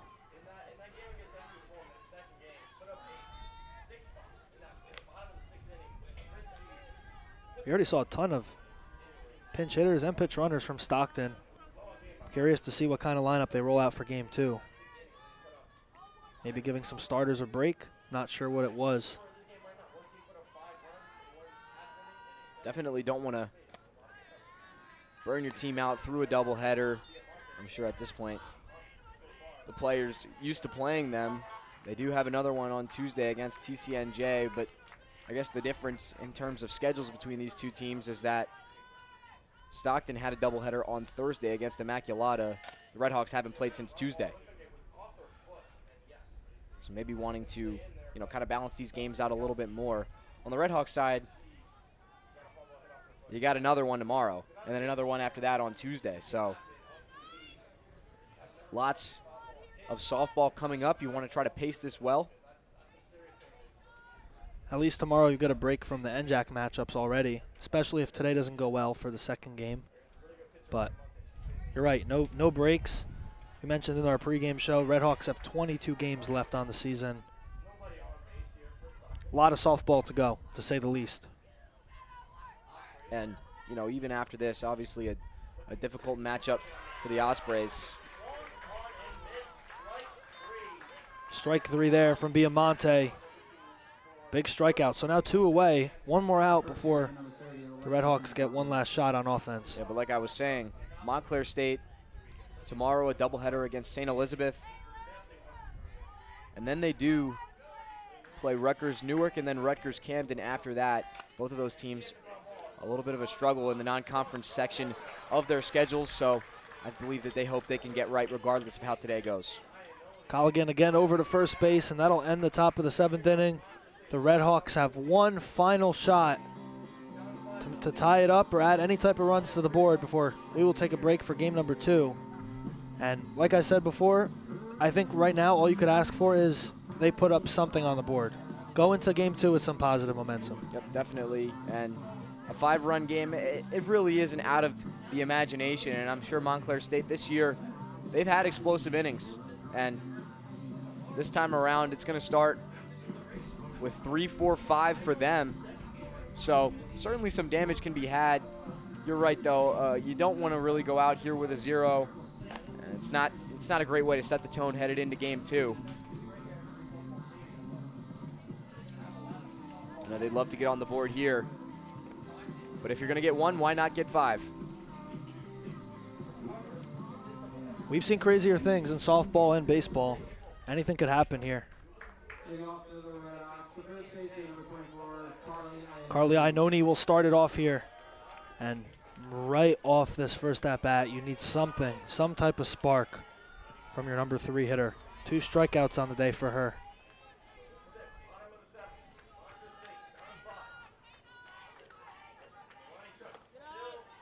Ball 1.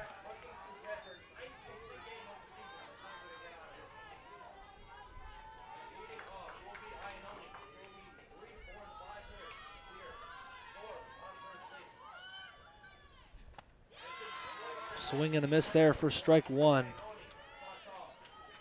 Tramp still looks very comfortable. Yeah, I all day long. She's come in, gotten her work done and gotten out. It hasn't been the 15 strikeout performance that she had last year against Montclair State, but still just 2 hits allowed today, no walks. Talk about limiting opportunities and really preventing Montclair State from having any wiggle room at all. I mean, we saw it in the top of the 6th. Montclair State gave Stockton an inch, and they took a foot. Strike 3, another punch out. Strikeout number 6 for Tramp, and just has remained consistent and been dominant the entire game. Getting the leadoff hitter out has been so crucial as well.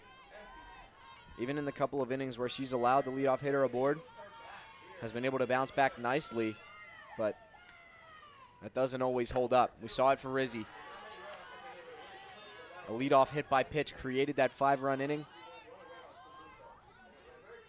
and able to get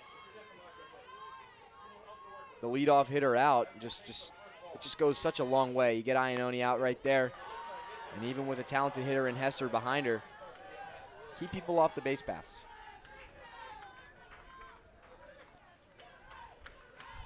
One out on the board. The Red Hawks have 2 more before they will lose game 1.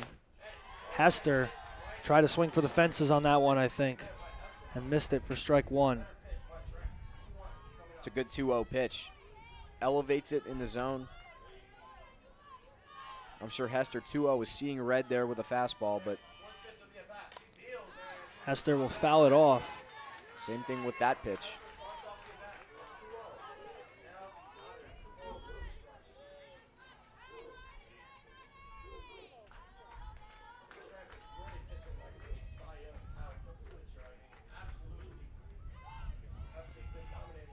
Tramp for the 2-2, and Hester's going to keep fouling them off until she gets one. I think this is a type of at-bat where you're just trying to hit one out of the park to get something on the board. You know, I'm a fan of that type of at-bat. You know, maybe in a 1-0 game if you've had nothing going on, but down 5 here, it's got to be a base hit.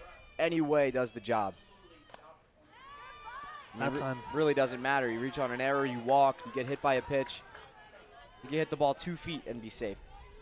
You can trip up the first base line and crawl to first base safely. It really doesn't matter. They just need any type of base runner at the moment. Home run's not going to do the job.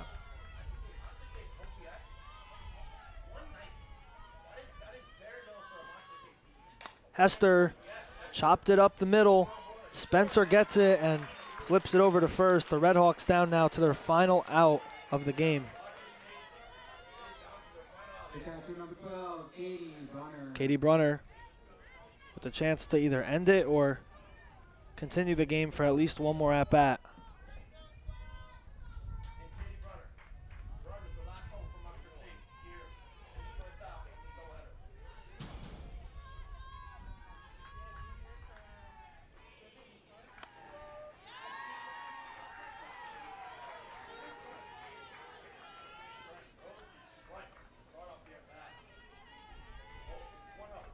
For Brunner today, no hits.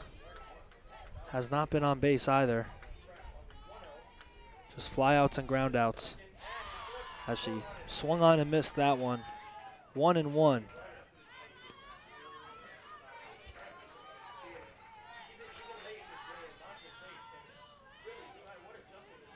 What do you think the Red Hawks have to do in game 2 to get back into it? Score runs. That simple. Listen, the offense today, I thought the pitching was fine. I thought the defense was good. It comes down to the offense. They've had life these last couple of, over the winning streak, really. They've brought the offense, and in the close games, they've been able to do enough to win. Today, the situational hitting just hasn't been there. Game 2, I'd like to see that improve. And, you know, it starts with the leadoff hitter. Obviously, you're facing one of the best pitchers in the entire conference here, so it's kind of tough to just say hit the ball better. I know it's much more nuanced than that, but the fact of the matter is they haven't really given themselves a chance today to drive home runs. 2 hits, 1 was a bunt. Count goes full, and it would be the first Red Hawks shutout of the season. They have not scored a run throughout this entire season, and that's the worst case scenario to the type of start they would want to conference play. Yeah, not a great foot to start off on, obviously, here. And swing and a miss, that'll end game 1. Tramp will take out Brunner. And how about a 5-0 win for the first game of our doubleheader and all 5 runs occurred in the top of the 6th. The 9th complete game of the season for Narina Tramp, and this time a complete game shutout, her 2nd consecutive. Just absolutely masterful out on the mound this afternoon. That's how you start conference play. That's how you set the tone for the season. And against a team that's won 9 straight games, you come in, you shut them out, you shut the door. You don't even give them a chance, really. One time I can count that Montclair State had a runner in scoring position, and they weren't able to do anything with it, weren't able to capitalize. Stockton, they get one big inning, but you see what happens there. They capitalize. They hit with runners in scoring position. It brings positive results, and the Osprey is going to walk out of game 1 with a victory. Saw that instant replay on the final pitch. High up, and Brunner chased. For the Redhawks, it's not what they want. Only 2 hits. They allowed 6 and lost the first game 5-0. We're going to take a quick break here on the Redhawks Sports Network. Don't go anywhere. Myself, Luke Sirianni, and CJ Staniak will be back for Game 2 of the Stockton Ospreys versus Montclair State.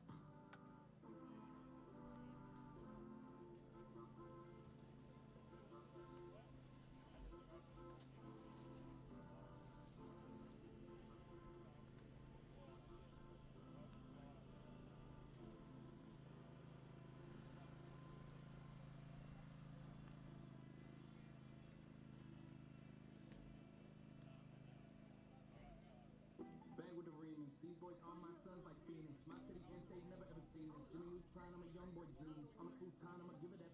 When it's done, I'ma fill up arenas. Ooh, like Gilbert Arenas. Shoot my shot, I'm still with the demons. Ooh, I keep it thorough. I got 5 chicks in New York, that means one in each borough. I'm in the pocket like Burrow. When I'm back home, no, they treat me like Robert De Niro. Took her to talk about butter or churl. Took her home, gave her a cinnamon swirl. I left it in, now I got her €1. Zeros on zeros on zeros. That's what my bank account balance say. I got a check from a shoe company, now I do anything a New Balance say. I bought her a plane ticket out of state. I got me a shorty from Runaway, said I'm in town today. She said she coming over and she down to stay. I got a hit, she been playing this shit, so when she pull up on me, I know what she about to say. What's poppin'? Brand new whip, just hopped in. I got options, I can pass that like Stockton. Just joshing, I'm spending this holiday locked in. My body got rid of them toxins. Sports in the top 10. Calling my celebrating that noggin. Brain with a good shit scholar. I like a thing with low mileage, good brain with no college. Call me the baby, no Tyler. I'm real creative and stylish. F in my denim. I send a hit, make them feel it. And I just flew back from LA on the jet yesterday. I go back and forth like I play tennis. I fuck with your hoe, yeah, I feel for it. Still on the billboard, the #1 song in UK. And now they got so fucking rich, all these people. I said, don't give a fuck what you say. She eat it like a Batman, whoop it like a Batman. I just put up in the Batmobile. The reason I ain't fucking with these rappers, cause they cap and they rap ain't real. Believe me, you wanna keep your life and take it easy. I'm rocking water diamonds, need a squeeze it. Water down there drinking Fiji. My whip is orange and brown like I'm in Cleveland. My bitch is mellow yellow like a soda. These title tellers, I'm a soldier. Hey, somebody tell them that it's so, you know it's baby. What's poppin'?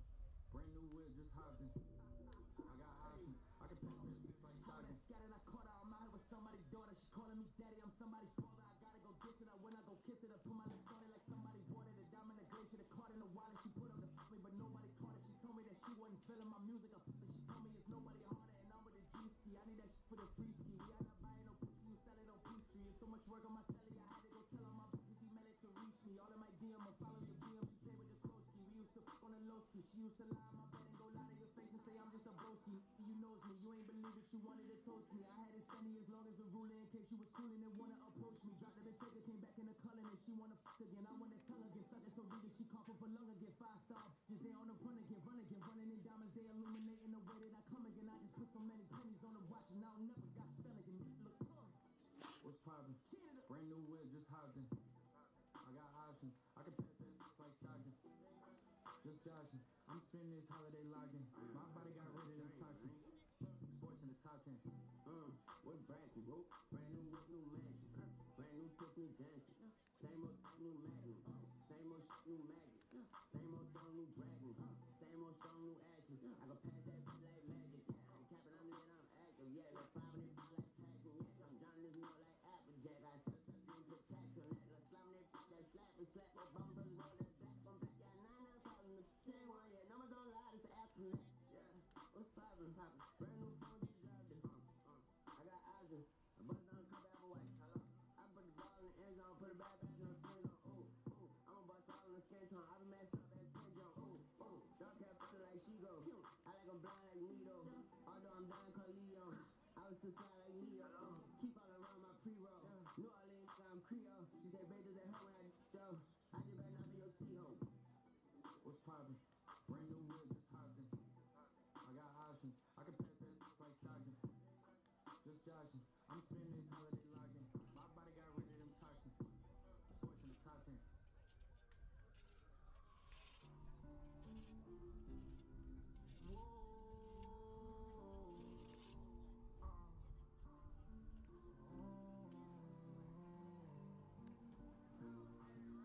I try to be everything that I can, but sometimes I come out as being nothing. I try to be everything that I can, but sometimes I come out as being nothing. I pray to God that He make me a better man. Maybe one day I'ma stand for something. I'm thanking God that He made you part of the plan. I guess I ain't go through all that hell for nothing. I'm always fucking up the record. It seems like I perfected it. I offer you my love, I hope you take it like some medicine. Tell me ain't nobody better than me. I think that is better than me. Hope you see the better in me. Always end up better in me. I don't wanna ruin this.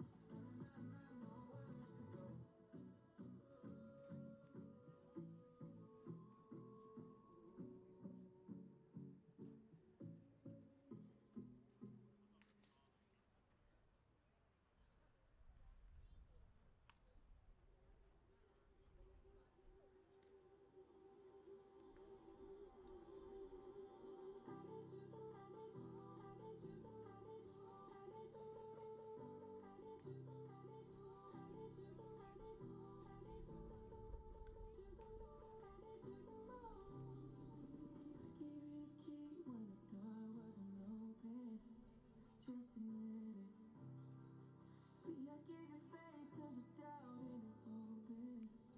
Can't deny it. Now I'm all alone and my joints turn them open. Tell me, where are you now that I need you? Where are you now? Where are you now that I need you? Couldn't find you anywhere. When you broke down, I didn't leave you. I was by your side. So where are you now that I need you? Where are you now that I need you?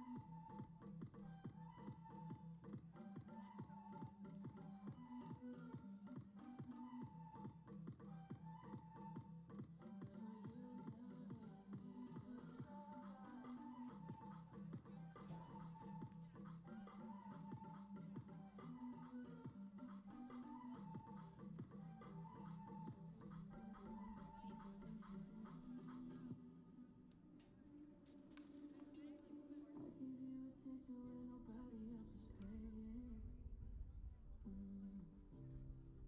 I gave you the shirt off my back, what you saying? To keep you warm. I showed you the game everybody else was playing. That's for sure. And I was on my knees when nobody else was praying. Oh Lord.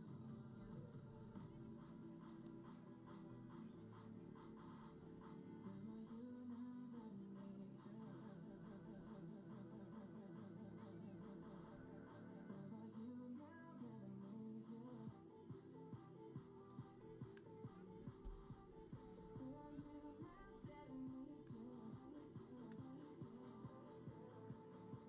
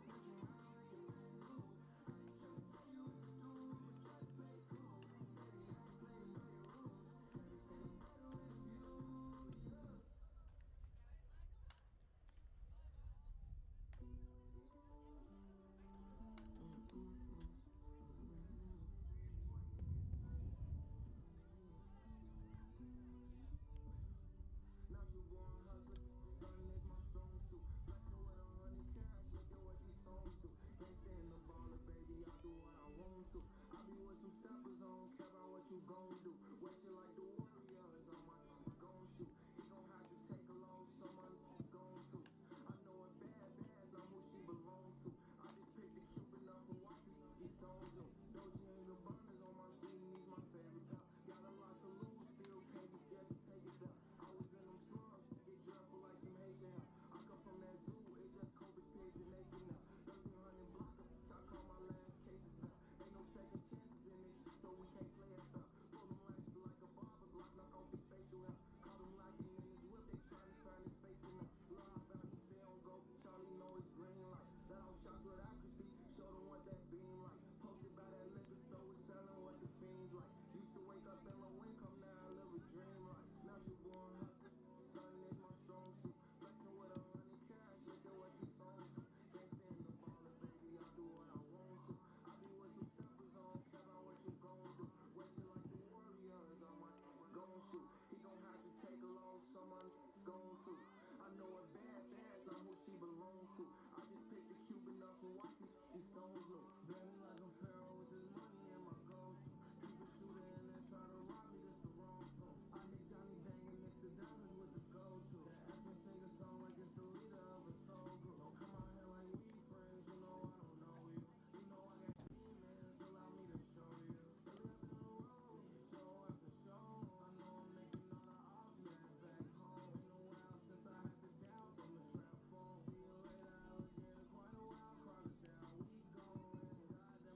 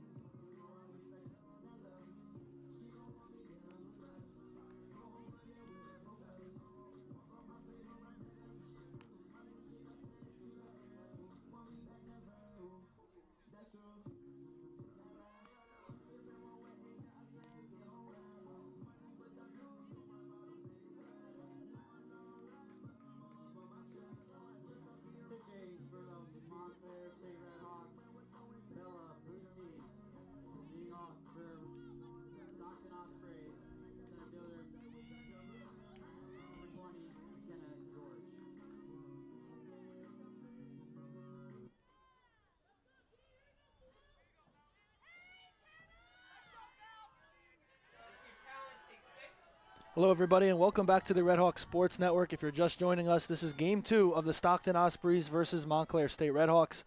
Luke Sirianni joined alongside CJ Staniak. And CJ, Game 1 was a lot of slow offense, but it resulted in a big Ospreys win. Yeah, listen, we saw it really come through in one big inning for the Ospreys. It felt like everything that happened there in the top half of the sixth, they put up a 5 spot. It felt like everything was kind of brewing up to that point. You know, both teams struggling to execute with runners on base, really struggling to get runners on base in the first place. But obviously the Ospreys taking advantage in the top half of the sixth inning there, and really that was the entire mark on the game because Montclair State never found a response, was never able to open up the scoring on their end. They are still scoreless today, and as we head into Game 2, I'm sure they'll hope to have a better offensive performance. So underway for game number 2, 1-2 count, and McKenna George up at the plate. Bucci is on the mound today for the Redhawks for game number 2. We saw Sage Rizzi in game 1. It did not go as planned for her.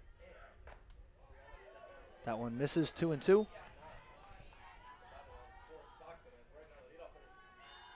And Bella Busey onto the mound today here for game 2 for Montclair State. A pretty big game for them in terms of, you know, starting off conference play on the right foot and trying to end on a high note, so to speak, today. 8th appearance of the year for her, her 6th start, 3-2 with a 2.19 ERA.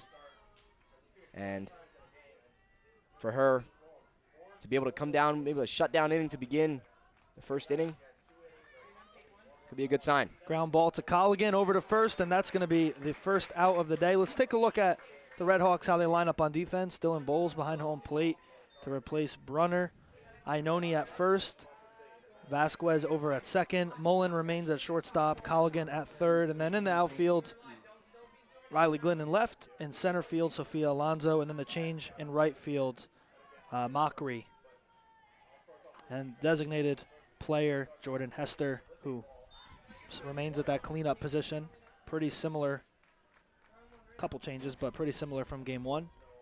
Curious to see how this goes with Busey, by the way, on the mound. Her last 2 outings, just a 6 combined innings, although just giving up 1 earned run. Montclair State plays a lot of games the next couple of days. They have a doubleheader tomorrow. They have a doubleheader Tuesday as well. And so for them today, going to be very big to try to get length out of their pitching. 2-0 count on Cold Snow. She drives that one to center field. It will be an easy play. Oh. Actually, Sophia Alonso could not bring it down.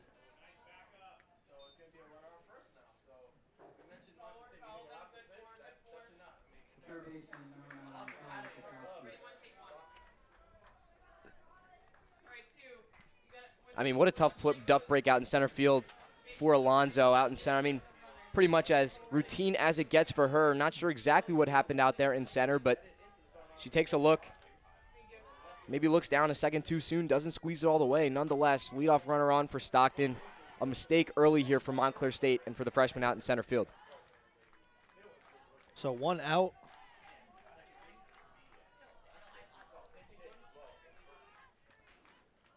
One out off of that very rare drop from Alonso. And we talked about her a lot in game 1. Such a standout rookie. Mistakes happen. You're never going to be perfect out there.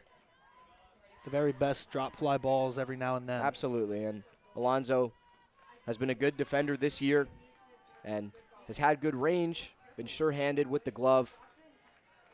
It happens to everybody. Sometimes you look up a second too soon and you've made a mistake. 2-1. So the Ospreys get their first base runner off of an error. It will not be scored as a hit. But it is exactly what they wanted. More trouble and more commotion on base to start the game. That one's going to be popped up, and awesome communication from Vasquez there to make the catch. 2 away. Yeah, this one just floated out to second base. Vasquez, pretty easy work over there at second, able to collect it. The second out of the inning, Montclair State not compounding their mistakes, and they're looking to keep that error at first base. Good work for them. Getting the second out of the inning, look to get one more.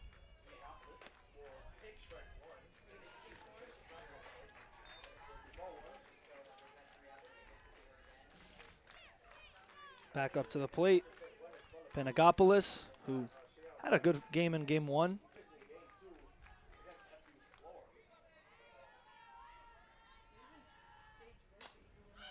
That one's going to be popped up, and Dylan Bowles thinks she can get it, and she will make the catch in foul territory to end the top of the first. That is how the Redhawks will start this one. No runs allowed, one base runner off of an error. Excellent job by Bucci there. Really just handling business. Got 4 outs in the inning on her part, and that's the way you want to start. You take a loss in game one. Obviously, Montclair State pitched really well in that game, aside from 1 inning, and already starting off strong in the second game, and now they'll look to hope get some runs on the board on their side. On offense, Alonzo will lead off for the Redhawks. Mullen second, Iannone third, Hester 4, the exact same as game number 1, and then Dylan Bowles at the 5 spot. Mockery batting 6th, Colligan at 7, Vasquez 8th, and then remaining at 9th is Riley Glynn. No surprises there, but we talked about the offensive struggles in game 1. It just has to change in this bottom half. Absolutely, and I know the Redhawks know that. First shutout of the year for them. Offensively, they've had a presence in pretty much every game this season.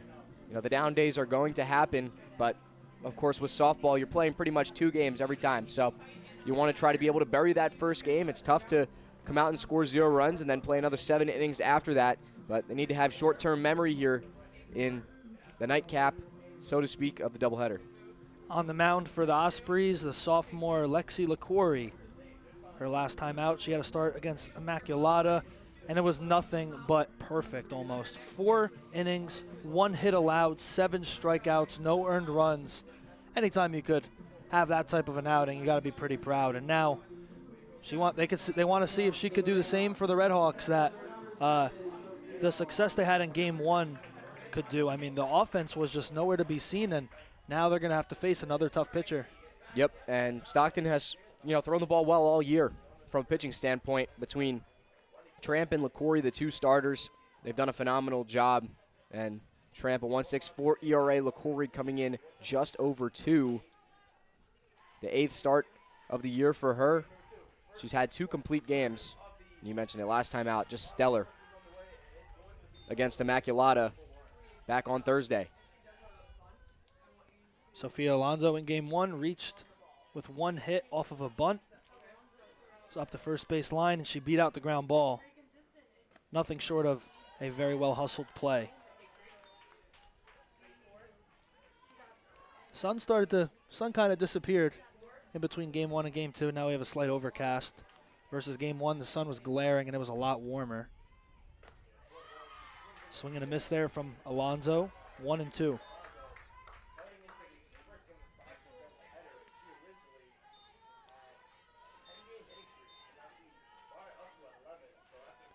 The Redhawks had their 9-game win streak snapped in game number 1.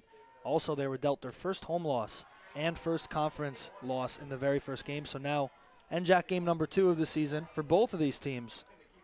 The Redhawks want to split the series, and Stockton look to walk out of here, sweeping the Redhawks and giving them their first 2 home losses. Yeah. Obviously,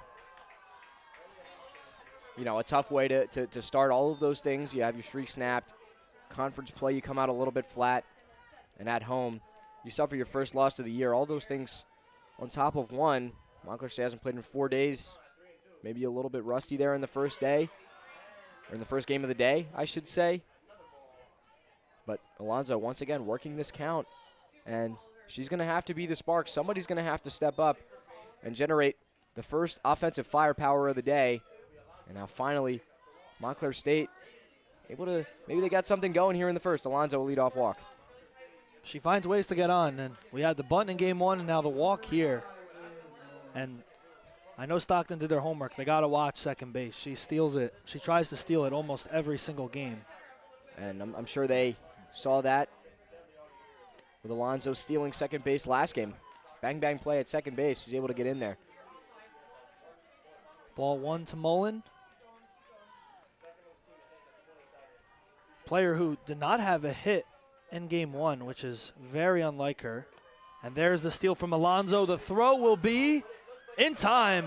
What a throw on the line. And that's how they will get the first out. And it was great base running, just a better play on defense. Yeah, and this time, Cold Snow able to make the adjustment, throw it down to second base, this time on the right side of the bag. You go back to game one, that ball was on the left side of the bag, and it's tough to make the tag. Look at this, you see. And nice work as well at shortstop to be able to put the tag down and really just complete that play altogether. Nice work by Emily Spencer. Yeah, she kind of had to make the tag behind her back, which was a very tough play. But now for the Stockton infield, you can kind of, focus on Liz Mullen. You don't have to watch any base runners. And, we all expected that, and Stockton read it. And I think that was the main concern from Cold Snow. Yeah, and that's definitely a little bit interesting. Swing and a miss from Mullen there, which was on strike 3, and she could not reach base in time. So 2 outs now, and all of a sudden, a very positive start to the Red Hawk inning has turned pretty dark. Yeah, and I guess the strikeout makes that, even more of an interesting decision, as I was saying, to send Alonso from first on that. As you said, I think everybody here knew that a steal attempt was coming, and, kind of at a textbook spot, the second pitch of the inning, or the second pitch of the at-bat, you got your top of the lineup up. I know 0 runs last game. I feel like that was kind of a move that leads on to manufacturing runs rather than just creating them with your bats at the top of the order. And for Montclair State, their bats have been great all year. Even with the struggles in game 1, I would have liked to see them hit their way into a run. Strike 2, and I agree. Just a very shocking game 1, and we mentioned it before. If you didn't join our first game, it was their first shutout of the season. They have not been shut out at home, and they have not played on the road yet. So Ainoni chops that one over to third base and flipping it to first to end the inning. And regardless of the leadoff walk from Alonso, the Red Hawks score no runs. That's right, the leadoff walk, and that's pretty much the textbook way you want to start this game.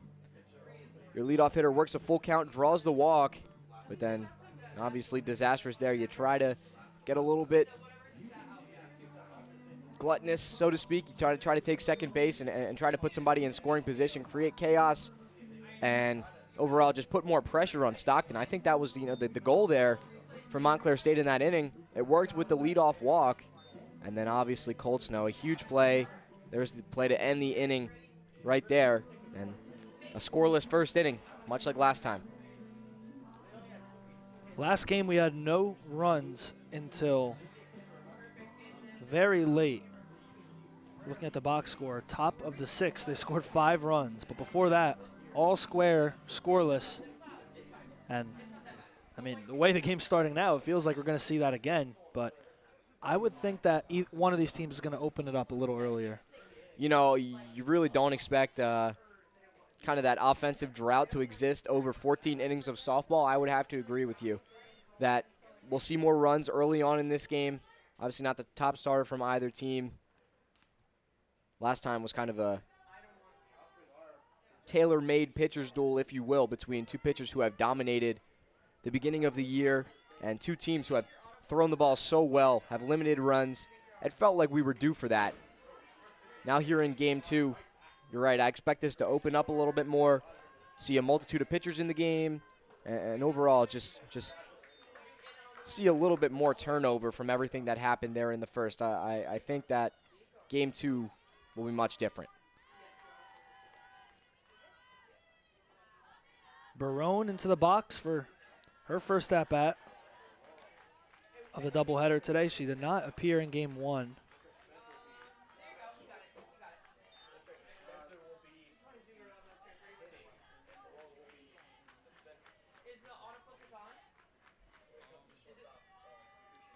Here's the 1-1 from Brucci. 2-1.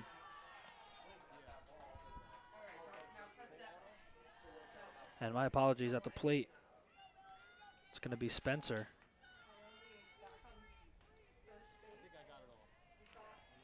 Two and 1 count. Nobody on. As Spencer drives that one over the head of Alonso, and it's going to go off the wall. She'll go to second and will be held up right there. But that is how you start the inning with a leadoff double. That's absolutely right. This inning starts with a bang for the Ospreys. And Spencer wasting no time. Out to center field over the head of Alonso. I thought this one had a chance to get out as well, Luke, but ends up on the track, pulling into second base. Maybe could have even been on third with a good turn. But regardless, the Ospreys, that's exactly the way you want to start.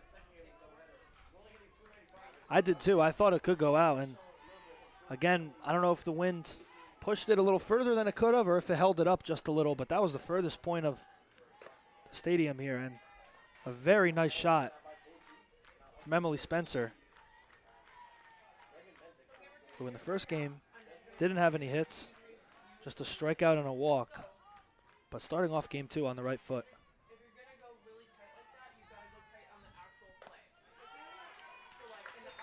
Swing and a miss on Reagan Mendick, the junior. Had a pinch hit experience in game 1. The Ospreys in position now to take the lead again. Bucci throws the pitch and easy line out to Riley Glenn for out number 1, and Spencer will stay put at second. I will say Stockton getting great cuts right now on Bucci. That first inning looked pretty easy for her, but now 2 hard hit balls to begin the second. And although that one resulting in an out, still a nice cut from Mendick. Megan Sears into the game. Tried to jump on the first pitch and swung on and missed it.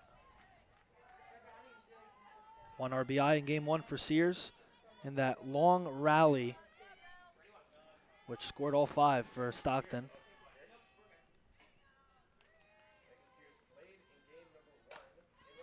Sears will drive it to the opposite field for a base hit, and that throw into home plate by Mucci will keep Spencer held up at third. So now runners on the corners, though, with 1 out. And once again, it's the Ospreys just making things happen from batter to batter. They continue to advance the runners when they're on. They continue to do good things with the bat. I mean, that's just a simple line drive to right field. It's a good piece of hitting. And the inning will continue here. Runners on the corners. Bucci has work to do to prevent Stockton from striking first yet again here in the second. Big at bat here for Formicelli. Double play ball is in play, but you also have a sacrifice opportunity. Formicelli lays down a bunt to Colligan. Colligan thought about playing it to home, but will take the safe out. However, the sacrifice bunt will drive in the first run of the game for the Stockton Ospreys. Yeah, listen, they're going to take it any way they can, and if you have an opportunity to go up 1-0, you're going to go with the bunt. Not often that you see a safety squeeze to drive home a run, but if it's executed properly, it'll end up working out. Ospreys lead it 1-0.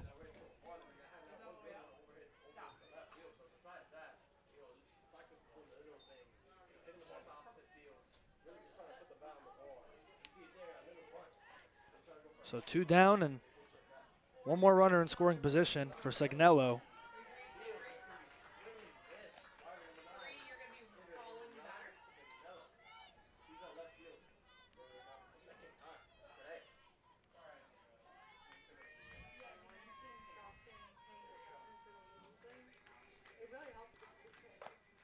One and one. And not only do you get the run home there with the bunt, but you also move another runner into scoring position now. And for the Ospreys, an opportunity to potentially score again with Sears at second.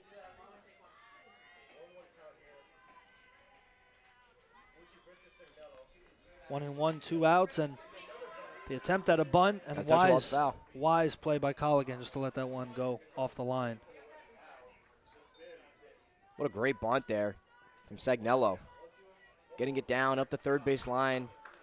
Kind of puts it away from everybody. Colligan the closest one to it.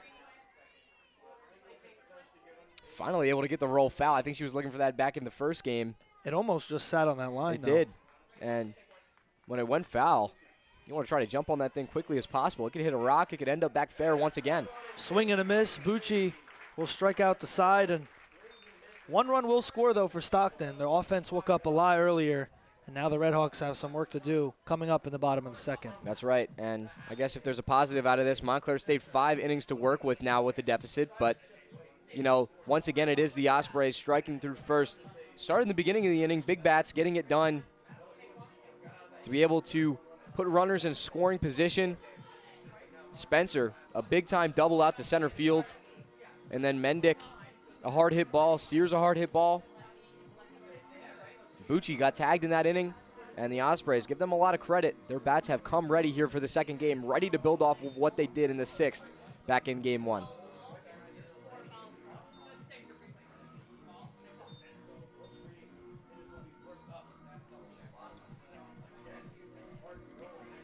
Montclair State looking for their first hit of the game. No hits in the first inning.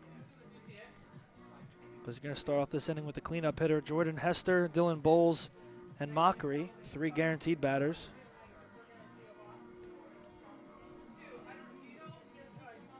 And for Montclair State today, the 3 guaranteed batters, haven't seen much beyond that. We're still looking for the person who's kind of going to ignite the torch. We're accustomed to Montclair State pouring on the runs, one batter to the next. Just hasn't been there so far today. The top of the order hasn't had the same success. And the Osprey pitching has been on point.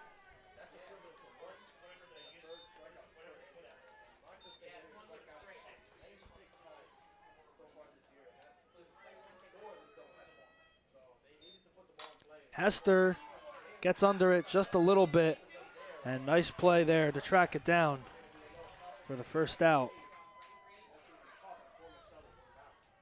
That was for McKelly. Came all the way out near right field to make the catch. Difficult play when you're moving to your left, and when you've also got a right fielder coming in at the same time. You know, a lot of times fielders will get worried. They'll worry about contact, about where they are on the field, any type of collision, but seemed like good communication from the Ospreys that time, and nice range from Formicelli. Here's Dylan Bowles. Saw her very briefly in game 1 as a pinch hitter. A lot of subs were made to try to make a change on the offense, but it did not result in a single run.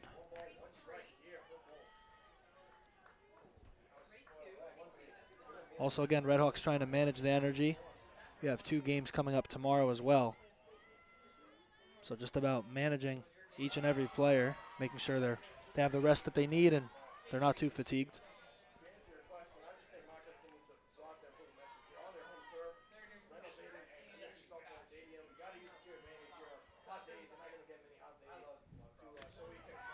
Swing and a miss. Dylan Bowles struck out for out number 2.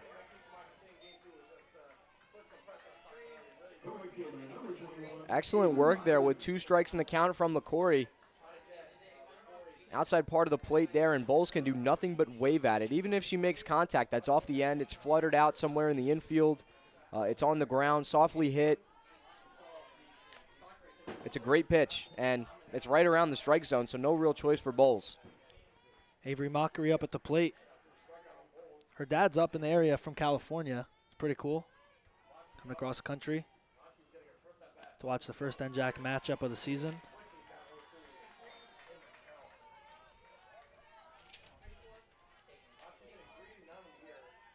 Mockery got some action in game 2 against Fairleigh Dickinson Florham. Went 1 for 3 in that game.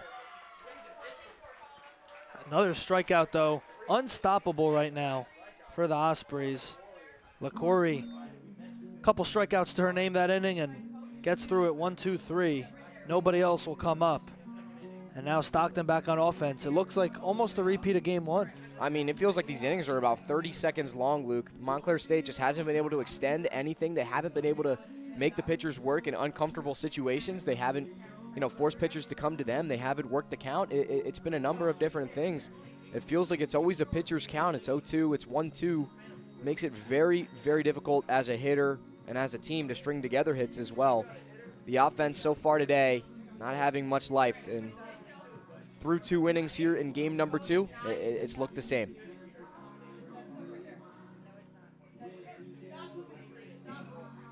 Split box here between our two coaching staffs, both dugouts, and Stockton. They've been having some fun. They've been jamming out to some of the music there, as you see.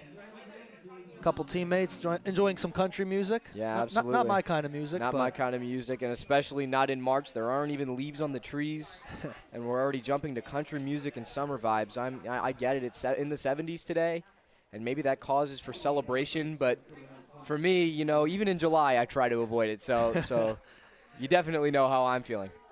That's what happens, though. There's one day of warm weather in the spring. Everybody goes into full summer mode. Yep. And then we're going to go back to the 40s Well, next normally, week. you know, this type of weather, I'm thinking it's finals week here, and it's almost stressing me out.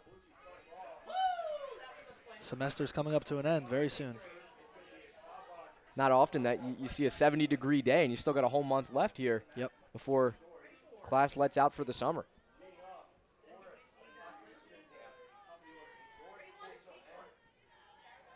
Oh, and 1 count on George. Back to the top of the order for the Ospreys. 1-1 count.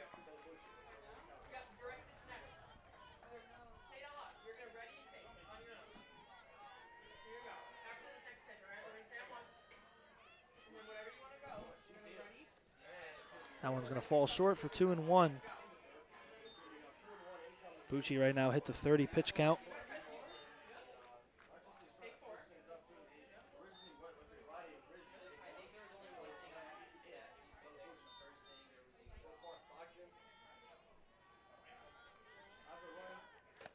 Swing and a miss. Nice pitch there. Count is all even up at 2. So you go down low, you set it up, and then you go high and away, force the swing and the miss. That's good pitch-to-pitch work from Bucci. Yeah, giving the batter a little bit of everything. Yeah, changing the level of the eye. 3-2.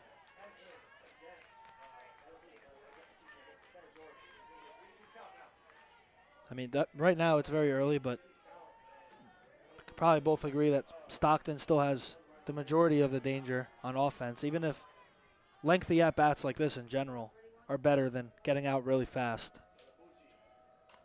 And that's the thing with Montclair State. I mean, how many times did we see a 2-2 count today? And I believe we had a nice catch from a fan there. Oh, Walls back onto the field, a little hazard. Can't have that, but like I was saying, I mean, it feels like every time we see a 2-2 count or a 3-2 count for Montclair State, we're making a point of how great the at-bat has been, and I think that's just really due to how many 1-2 and 0-2 counts that they've had. On the other side, Stockton, a lot of times you'll see them with 2 balls, 3 balls in the count. Big part of the reason for their success. All these foul balls, they just make the at-bats so much harder for Bucci and the Red Hawk defense. A lot of patience being tested right now. And it gets frustrating, too, especially as a pitcher. You're trying to draw up a strategic plan for this at-bat, and everything you throw at them just gets hit foul, and they already have 2 strikes. They'll keep it going all day. 3-2, and it just doesn't end. It keeps going foul. It's a great fight. And these Stockton hitters not going down easy at all today, especially here in Game 2.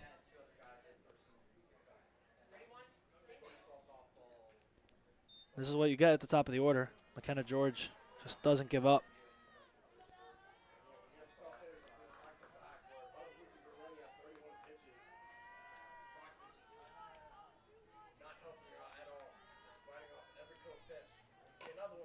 That one's chopped over to Colligan. Tough play, and she fires at the first. Iannone could not grab it. So will be an infield single. I don't know how they're going to score this one just yet. Could be another error. Yeah, we'll have to wait for the scorebook on that one, and I believe they are going to call it an error, at least preliminary. That is where that is. Colligan throws it over to first base, and she's going to get charged with the error, but this is honestly a pretty good throw, and it probably gets there in time. The stretch from Iannone at first, I think she was a little too worried about stretching out and making sure they got the out at first base, wasn't able to secure the ball. Second error of the day for Montclair State. They're going to give up an extra bag here as well. Dylan Bowles cannot block it close to her body, and it just advanced George to second. So the struggles continue here for Montclair State in the top of the third. And just giving up free bases, that's really all it is. You know, back in the second inning, obviously, Stockton had to earn that. A good piece of hitting. You see ball just getting away and terrific base running to get the second base from George. Honestly, looking at the replay, it didn't even look like it got that far away from Bulls. It was just George was ready It did not, and that's a good dirt ball read there. Ball's headed to the ground. When you're at first base, you can see the trajectory of the ball. You see that ball's going to hit the dirt and skip off the catcher. If you get an extra step or two, that could make all the difference in you getting to second base. And she got such a great jump that there wasn't even a throw.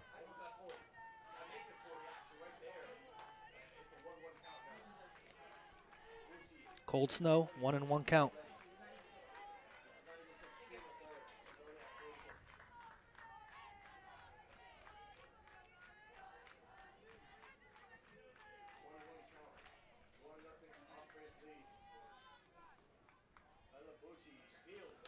Pitch from Bucci, strike 2, setting the tone at this at-bat.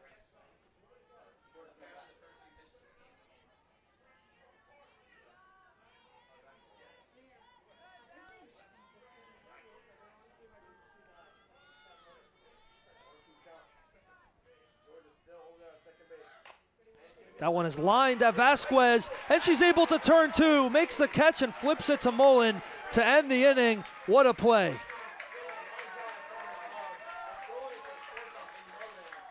Well, that's exactly what you needed right there if you're Montclair State. They gave up first base for free. They gave up second base for free. And they're able to set the record straight there with a line-out double play, able to double off the runner. It's a difficult situation for George. Nothing that she can really do except for freeze on that play. Vasquez, nice work to not only make the catch, but to know to turn to second base right away. Good reaction time from her. And that leads to the second out of the inning. Nobody on base now. Do not have to worry about the runner in scoring position now,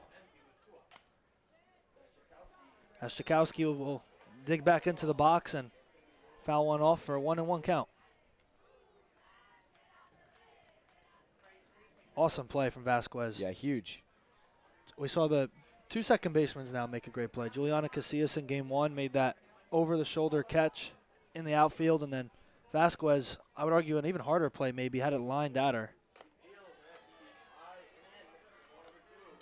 A lot of solid defense in the infield. And those ones are also difficult as well. Those line drives right at you. They look like they're rising. But you've really got to stay with it the entire way, because a ball hit on the screws is not an easy play to make, even if it's right at you. Strike 2 on an off-speed pitch. I feel like that's something that is different, you know, between these Montclair State pitchers. This is really what kind of contrasts them. Bucci not afraid to go in the dirt and to throw balls low, below the zone. Rizzi finds a lot of her success up at the top of the zone and on the outside parts of the plate as well. The pitch from Bucci, and it's a strikeout. She's fired up, as she should be. Her defense, her infield did a great job on defense, and she did her job pitching. And that's how Montclair will get out of the inning. No runs allowed, and a very promising inning versus how it started. Well, Bella Bucci trying to give Montclair State a kindling here. At the top of the third inning, huge for her to be able to get out of that. And nothing that she really did poorly on her part to begin that inning. I mean, the runner reaches on an error, and then a wild pitch ends up moving up to second base. A huge double play there with Vasquez. You see the reaction from the Montclair State team. I think they really understood how big that moment was for them. And like I said, we've been looking for kind of this spark. We've been looking for that jump in energy. Montclair State, big double play right there. The strikeout to end the inning. Bucci, clearly emotional coming off the mound. And Montclair State now has to react to that and build off of it.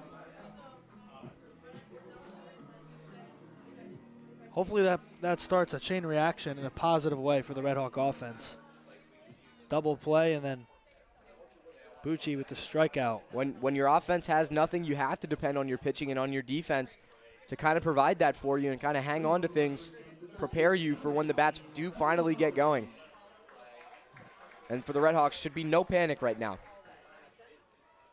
A lot of at-bats left in this game.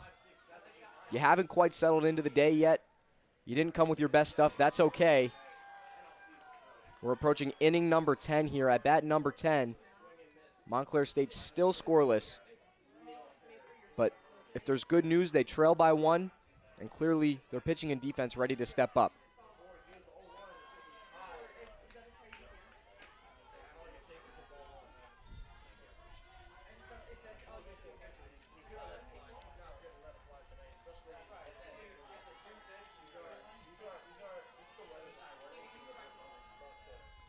Colligan will drive that one to left field for a base hit, and they're going to wave her. Actually, they're going to hold her up at first, but amazing job from Colligan there to snap a little bit of a hit streak. And that's how you do it. You just got to start one pitch at a time. Well, the leadoff runner aboard for Montclair State. They get the final out of the inning. And then Colligan gets the party started here in the bottom half of the third with a base hit. Good move to hold her up. Don't want to run into another out at second base like you did back in the first. But a great sign for the Montclair State life here offensively. Saw on the replay a little bit of a fumble there from Seganello, but was not enough for Colligan to try to go 2.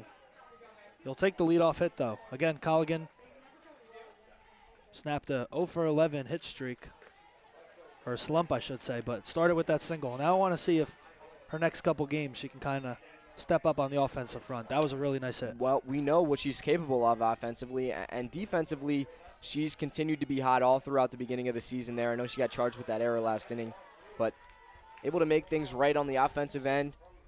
Certainly capable of it, hitting a little bit of a cold stretch as we highlighted back there in the first game, but a terrific start to the second and maybe the start of a little bit of a hot streak for her. The 2-1, Vasquez lays it down nicely. It's going to be a tough play. Uh-oh, got to get back. And Colligan barely made it back. And Vasquez will take it, though. Sacrifice bunt moves Colligan up. Well, firstly, a very, very challenging bunt here for Vasquez. This ball on the outside part of the plate. She's got to reach very far with the bat to be able to get this ball down. She gets it in a perfect location, kind of right between everybody, forces them to make the play at first base. And then at second there, Colligan, a wide turn for her, nearly gets back-picked, but able to dive back in safely. That's the most important part, regardless of how pretty it looks.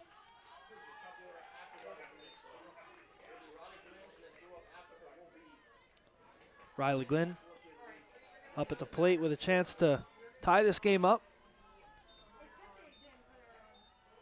1 out with a runner on second. And now she's going to have to deal with an 0-2 count.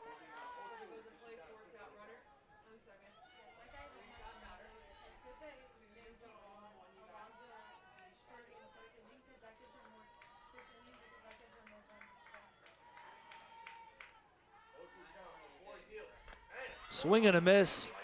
Huge strikeout there. Riley Glenn will add to the outs. Out number 2 for this inning, as Madison Leach will come up next. Big time response from LaCorey there, and really no mistakes, no secrets about what she was doing there. Just going to the outside part of the plate, peppering it, and able to get a big time out there. The second out of the inning. If you're Montclair State, you want to at least try to put a ball in play, continue to move runners around, keep them in motion, and continue to make the Ospreys make plays defensively. But credit to LaCorey, she made the right pitches.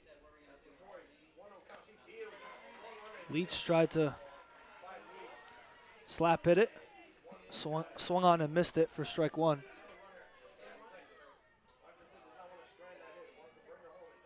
To get a single here, you got to try to gamble and get Colligan home. And how about the decision here with Leach hitting in place of Alonzo?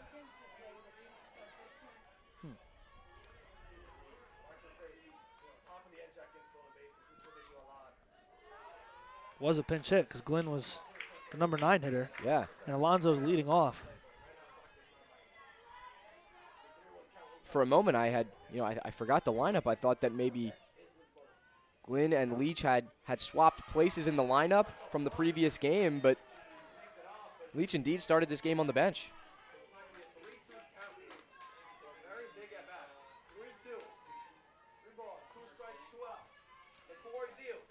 The payoff pitch is a swing and a miss.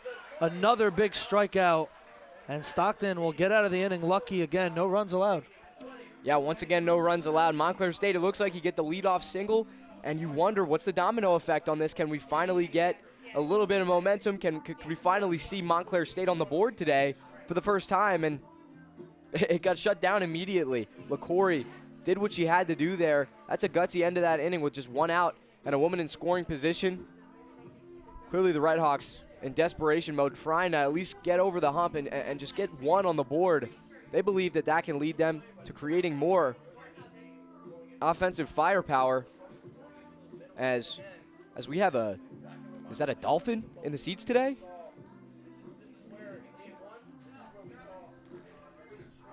What exactly going on? Interesting.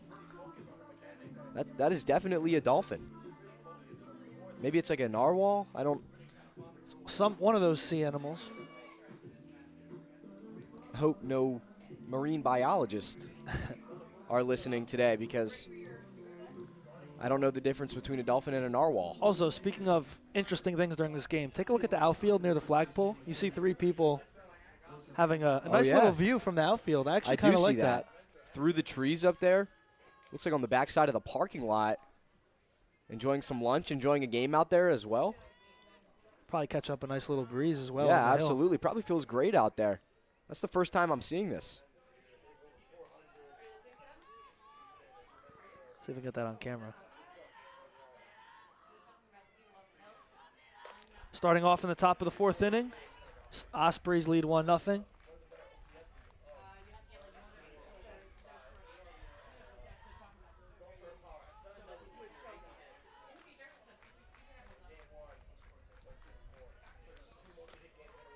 Two and 0.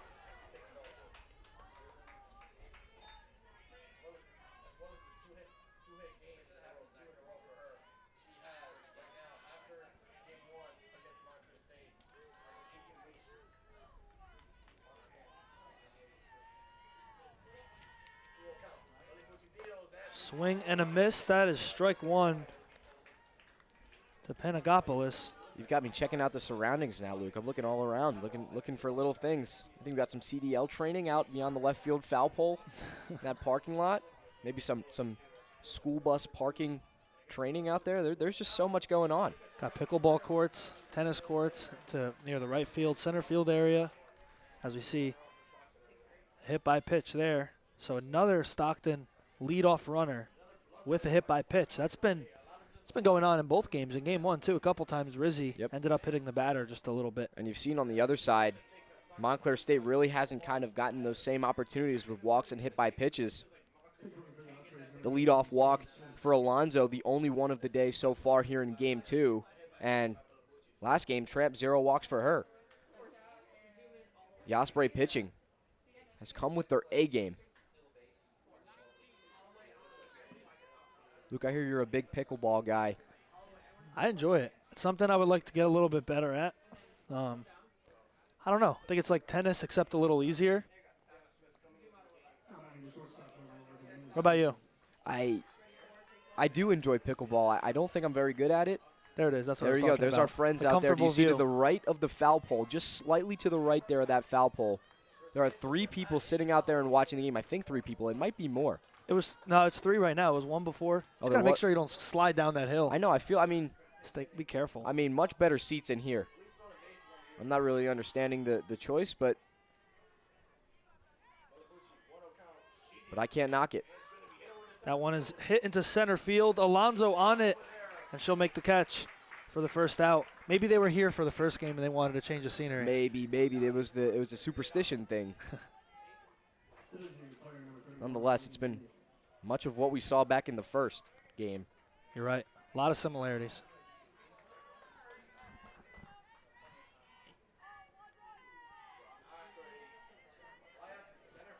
Now designated player Mendick back up with 1 out. Double play ball is very possible here. The infield knows that.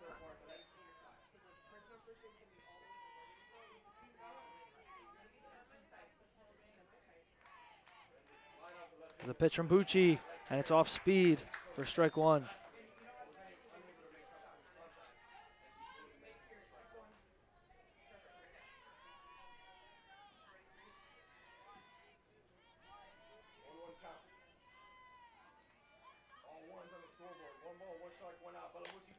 That one is popped up into the infield. Colligan will call off Mullen. And easy play for out number 2.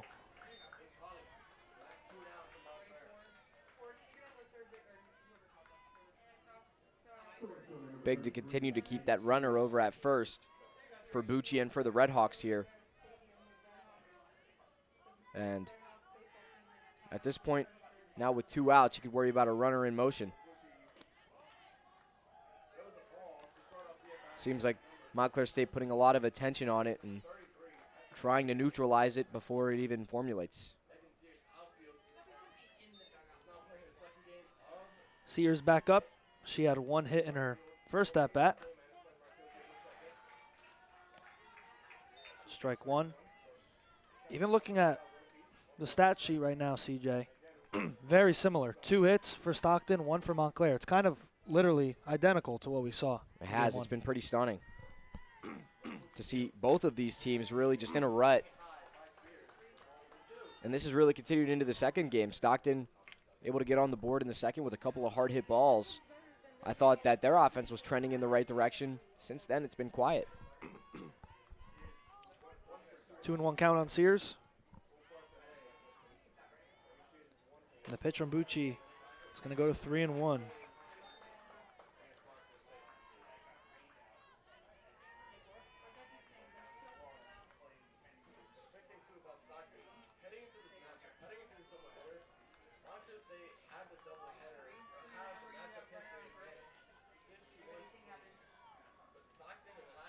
With 2 outs, and that one's going to be a pop-up in the infield, and Mullen will make the catch. That'll end the inning.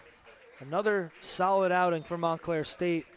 No runs allowed, and still a 1-0 game going into the bottom of the 4th. Bucci really settled in nicely after the leadoff hit by pitch.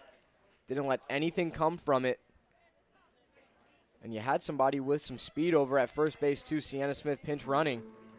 But that's a big couple of outs there for Montclair State and for Bucci. It was the leadoff hitter that came back to bite them in the first game, and as well as the second inning when the Ospreys were able to score the first run of the game here and the only run of the game so far here in game 2. Very nice work to be able to bounce back from that.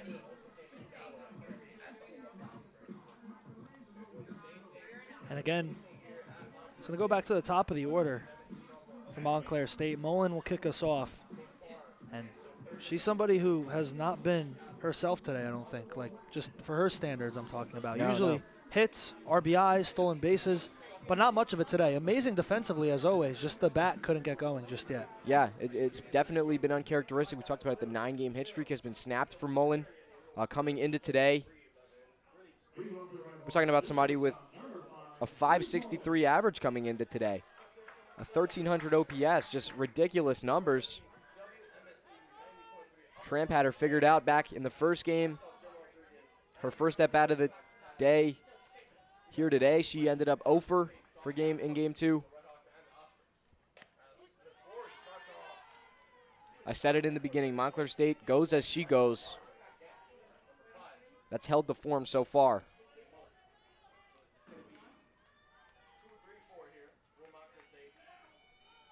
So I just want to add more context to the dolphin / narwhal we saw earlier. So the man carrying this is now holding a smaller, I believe it was a whale. He's got a bunch of stuffed fish, and he is wearing a shirt with a shark on it. And I believe the hat may have some type of fish animal or some type of water as well. Wish we had a silent reporter. Just wanted to fill you in on that. Wish we had a silent reporter so we could interview this guy and see what he's all about. I'm ready to get him on the headset. This is something else. I mean, they're in seats. All of the stuffed animals are in seats down there. In one seat, maybe. Maybe they're sitting on top of each other, but I don't know. Should watch the game. There's always more going on. There's always more going on than just the game. If you look around, it's crazy.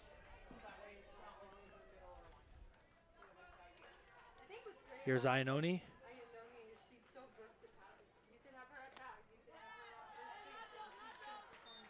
2-0, 2-1 count actually.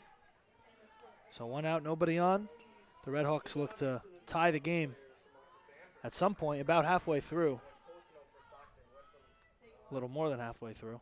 Yeah, I mean, we're at inning number 11 and counting here of this scoreless streak here this afternoon.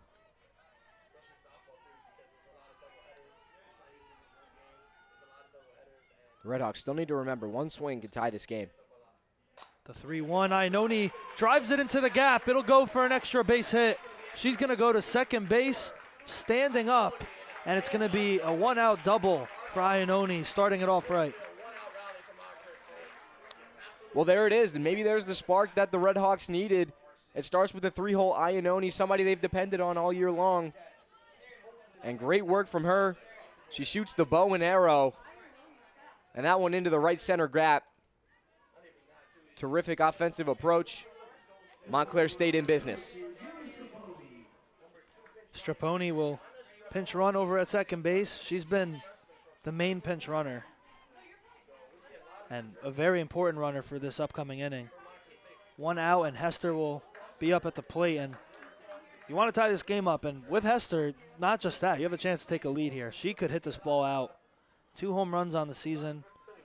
Hit one deep to center field a couple weeks ago, and then this past week hit one to left field.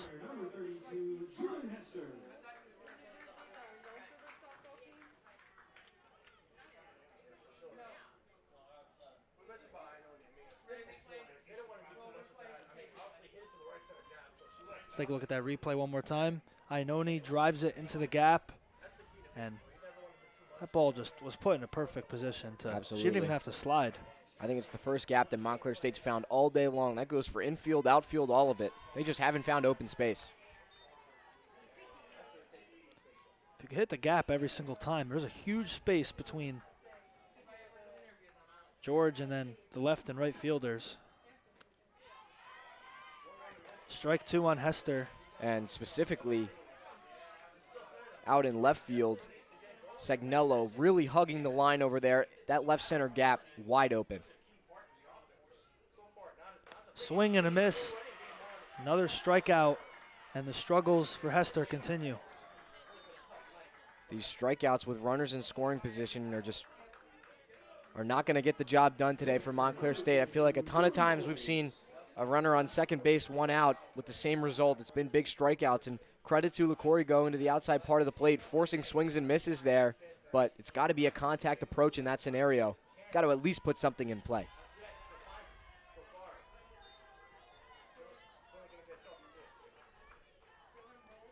Oh, and 1 count on Bowles. Chance to tie this game. Huge at bat. Strike 2.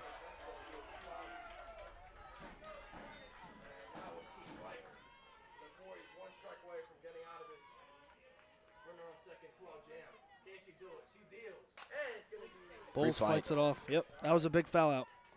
Foul ball. That's a super tough pitch right there, and LaCory against these right-handed hitters is just pounding the ball away. Makes it so tough. And Bowles just throws the hands. Good eye there to take ball 1. Nearly hit her.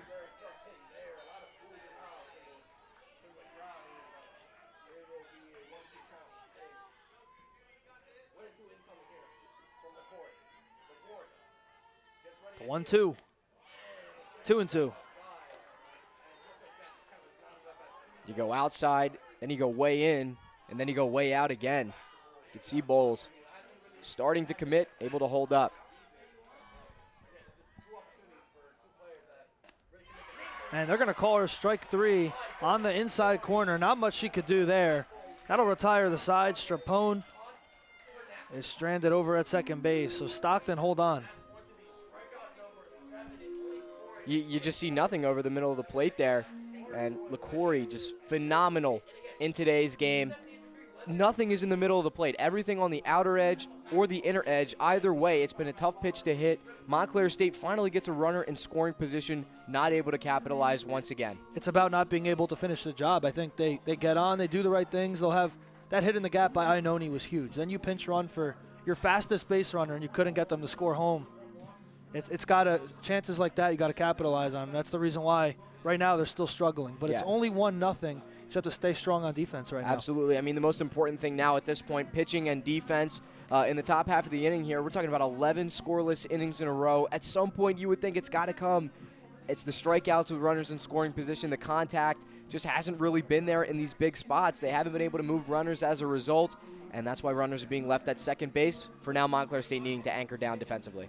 Yeah, it's been a great game, though. I mean, defensively, they've showed up. They've made plays in the infield, outfield, diving catches. We saw the double play, which was really cool. It's just, that last step. Can they score? Can they tie this up? And just, I mean, the defense is going to go out and do their thing. Even in that first game, outside of that 1-5-run inning, they've done their job. It's just the offense today, it's been unlike them for sure. Definitely uncharacteristic, unorthodox. Really all of the above, just not accustomed to seeing this at all from Montclair State.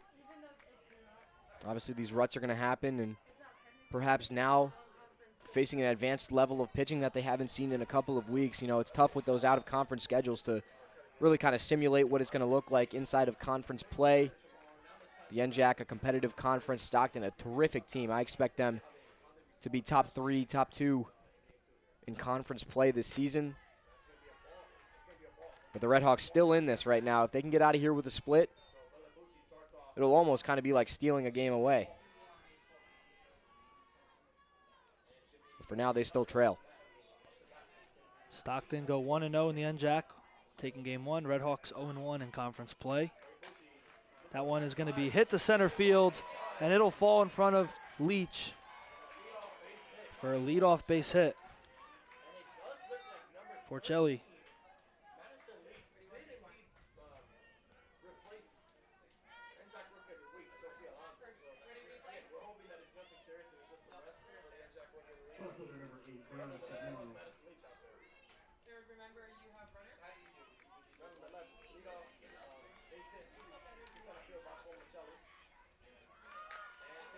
Signello drops it to Colligan, and she goes to first in time.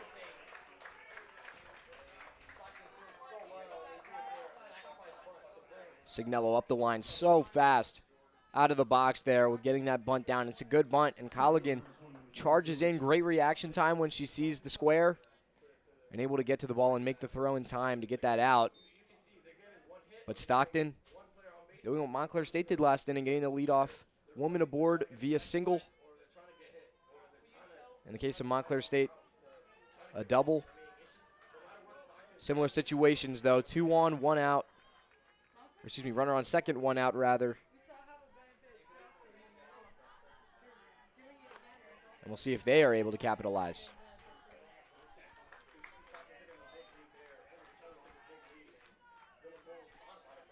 So 1 out here in the top of the 5th, and Stockton looked to add to the lead just a little bit.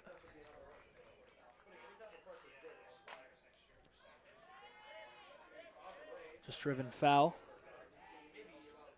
Bucci's in that mid-60 pitch count now, up to 66 pitches.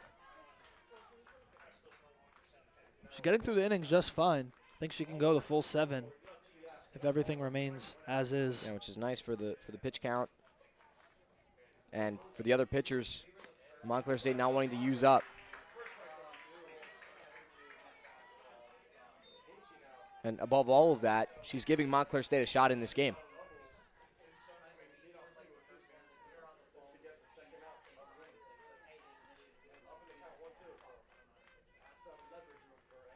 The pitch from Bucci, upstairs 2-2. Very patient for George at the plate. Has not had offensive success today, but continues to give the pitcher a hard time every single at-bat she has. There's a reason why she's the leadoff hitter. And that one just hits her. She'll take first. Hit by pitch has been a constant issue today for Montclair State. Yeah, we got to continue the tally on what that number looks like right now with the hit by pitches. We've seen a couple for Bucci. We saw a couple in the previous game with Rizzi.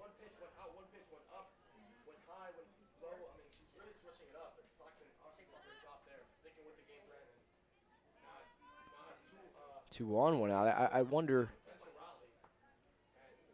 and now they will go out to the mound. I wonder if they start to wonder what's going on with Bucci and what her availability for the rest of the game looks like. Yeah, they got to get a couple things sorted out. I don't know if she's losing her confidence a bit, or she's definitely starting to lose control of that zone though. And maybe just the talk. There is some action in the Montclair bullpen. There is. I think Wygand is getting loose out there.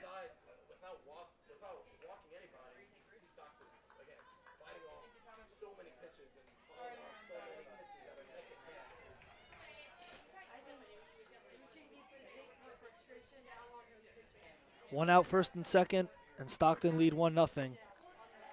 Bucci recovers nicely. Strike one. Good response out of the pitching visit, or out of the mound visit, rather.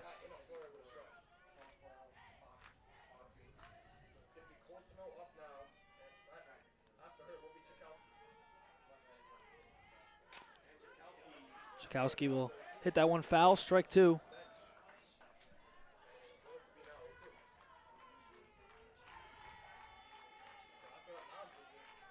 Cold Snow 0 for 2 so far today. Here in the second game. This is a big potential RBI situation for her and for the Stockton Ospreys' best run driver in her. That one will go just foul. It just hit outside of that baseline right before third base. Nearly stayed fair, though. Close. Very close. Down there on the third base line. I don't know if Collingan didn't get the glove down, but could have been some damage down the line.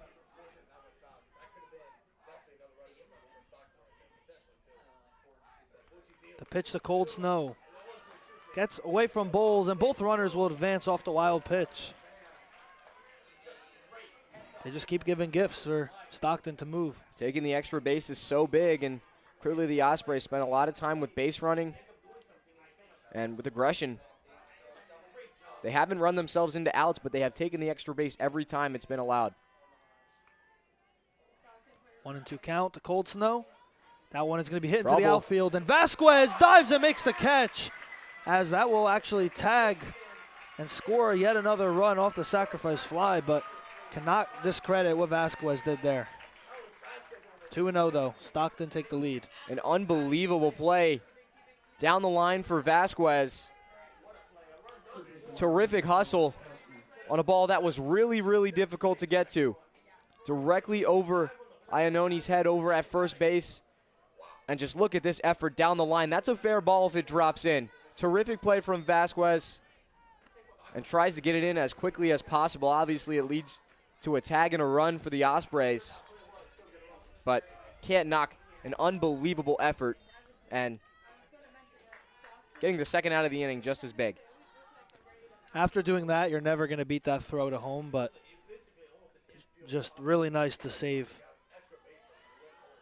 Maybe 2 runs. I think if it fell, it could have scored 2. Definitely could have, depending on where it kicked, where it bounced.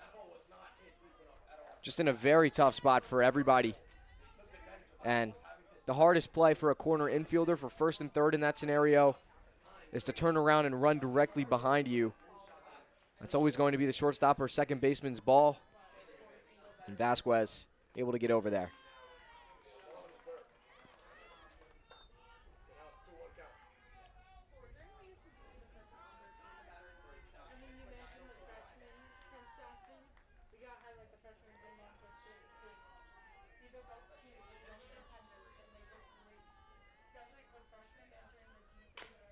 Chopped over to Bucci through her glove. Mullen picks it up and gets the out at first base to save another run coming to home plate. So for Stockton, just one more run added to the scoreboard, but a big one. They take a 2-0 lead going into the bottom of the 5th. The good old 1-6-3 there to end the inning. Bucci assisting, and Mullen, nice recovery to be able to react to it off a deflection, collect it and throw on the run as well. Very impressive play to keep this a 2-run game. Like I said, in the midst of the Stockton 5-run inning last game, I said at one point when it was 2-0, well, if you keep it this way, you're a bloop and a blast away. And for Montclair State, that big play right there from Mullen keeps it at a bloop and a blast. By half a step, just beating it. And that's something they do really well on the left side of the infield. Mullen and Colligan, they got the ball in really fast. And we'll take a look at the remaining schedule here for Montclair State. As I mentioned, 22 games, all doubleheaders going through. And CJ, I'm going to ask you, where on this schedule, what's circled on there for you? Is it the undefeated Rowan Profs in the last series? I feel like it has to be. I think another underrated one, the NJCU home doubleheader as well for Montclair State. That Ramapo game, I mentioned it in the pregame. That one's going to be pretty big, coming up soon on April 8th. But, yeah, I think everybody's got their eye on that Rowan team. Undefeated on the season still at this point, 22-0 coming into today. And Montclair State going to get a chance to host them to round out the regular season. Should be a pretty special one. 24 straight wins, making Rowan undefeated this year. Absolutely insane. But, again, they've played a lot of out-of-conference games as well. So when you face the whole NJAC, things could change. And for the Redhawks, that's their big tester. But obviously they have the whole regular season to go through to play that last series. Yeah, they've got a long way. They will grow, they will develop, and they will change as a team before that doubleheader. Their identity will not be the same in late April. Here's Avery Mockery back up.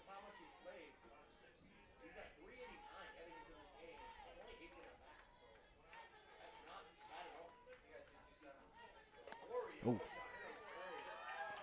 She thinks said that hit her. It was called a strike. Yeah, she says it hit her elbow.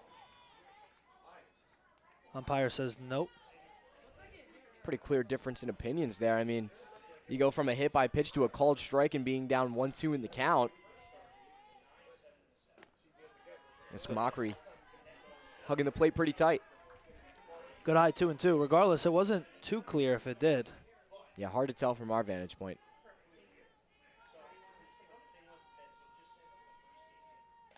3-2 on Mockery. Nice couple of takes here from her.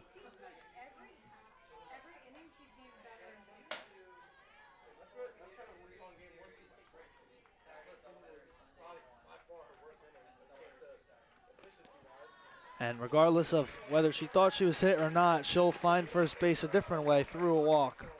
Good at bat from Mockery. Strong work from her. Had to see a couple of more pitches to earn her way aboard. But either way, Montclair State, the leadoff runner on now. Could this finally be the breakthrough?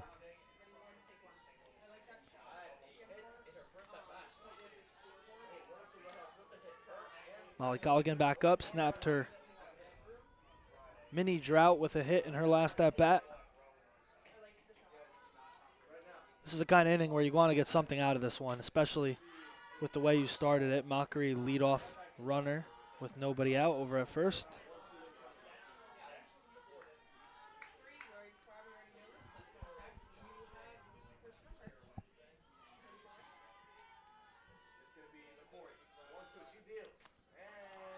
That one's going to hit the corner. Stretching that outside part of the plate. I would go even further now with 2 strikes in the count. Try to make Colligan feel that presence on the outside part of the plate.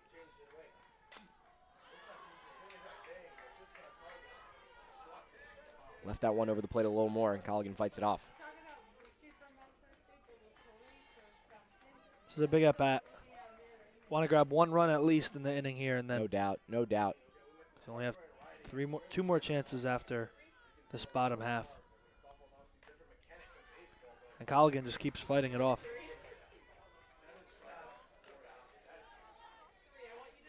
Redhawks showing a lot of fight. A really solid couple of at-bats here. I know this count's still 1-2, but Colligan working LaCourty here in the box. Colligan hits that one way high into the outfield. And McKenna George will call everybody else off to make the catch. 1 out.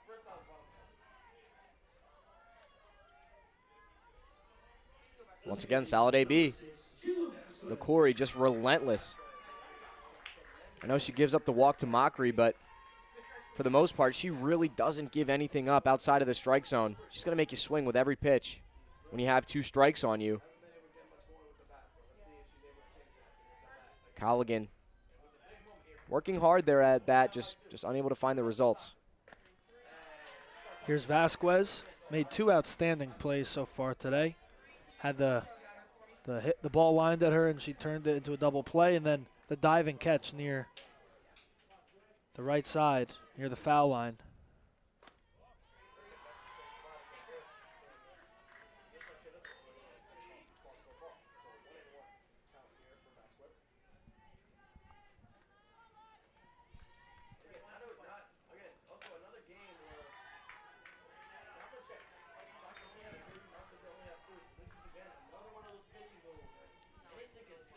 What are your thoughts on game 2 so far? I mean, I feel like we're still waiting for that big moment, Luke.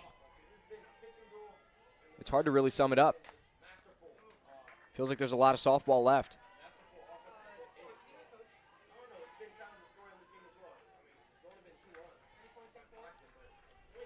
For both teams, I feel like it's a whole lot of the start of the inning. They get on almost every inning. There's a leadoff runner. That's what makes me think that there's still more in the tank for both teams. 2-2. Good take there. It's Montclair State. They've been seeing more and more traffic on the base paths. Stockton as well really hasn't delivered the same way that I think that they should. I think they feel like they should be a lot more comfortable in this game because they have dominated it. But it's only 2-0. Montclair State's come up short time and time again. But I am loving their at-bats in this inning. Another full count here. Payoff pitch to Vasquez. Wow. Lengthy at-bat for sure. What an at-bat. And a huge spot as well.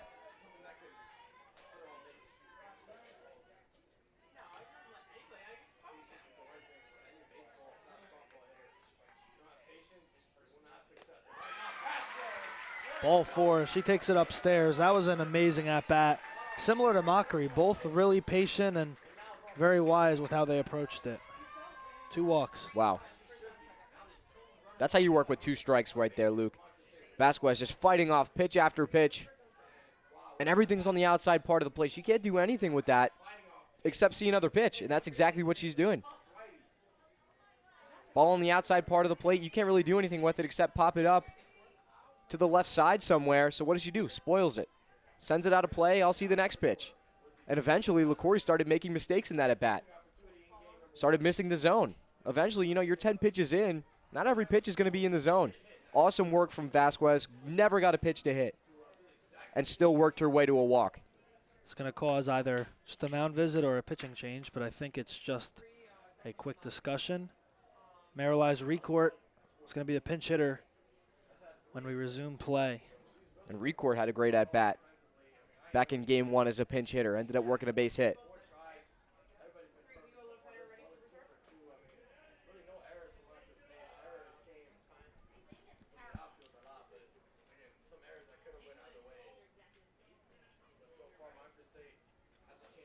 Lengthy talk between coach and player before this AB.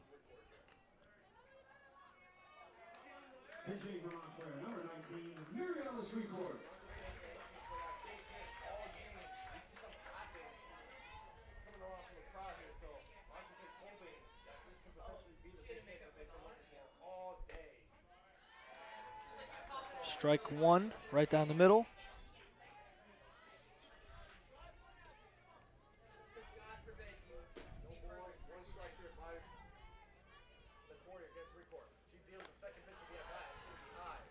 Two runners on, 1 out.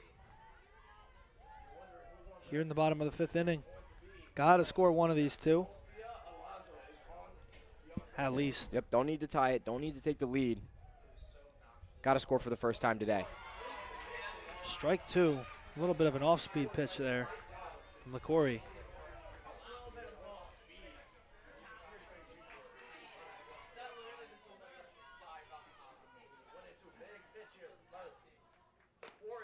Strike 3, that hits the inside corner for out number 2.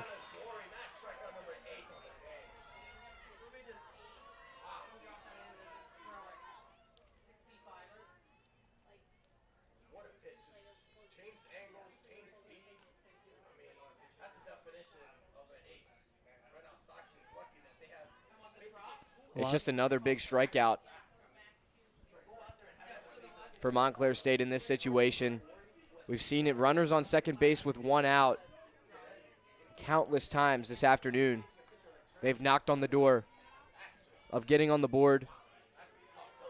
And these strikeouts with less than 2 outs and runners in scoring position have come back to haunt them. And it looks like now Alonso back into the game. Huge moment here for her. 1 hit in game 1, but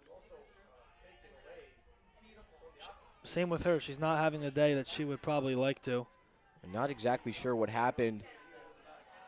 I mean, we saw she dropped the fly ball in the first inning, walked but was caught stealing in the bottom half of that inning, and we haven't seen her since. But now back in the game here in a crucial moment.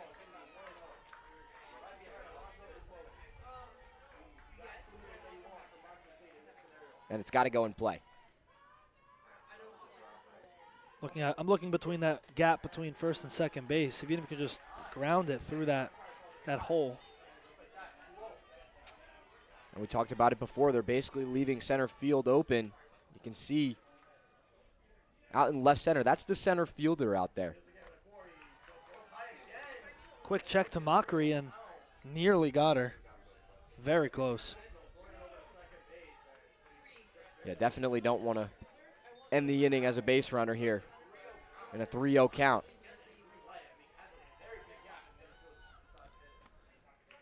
Strike 1.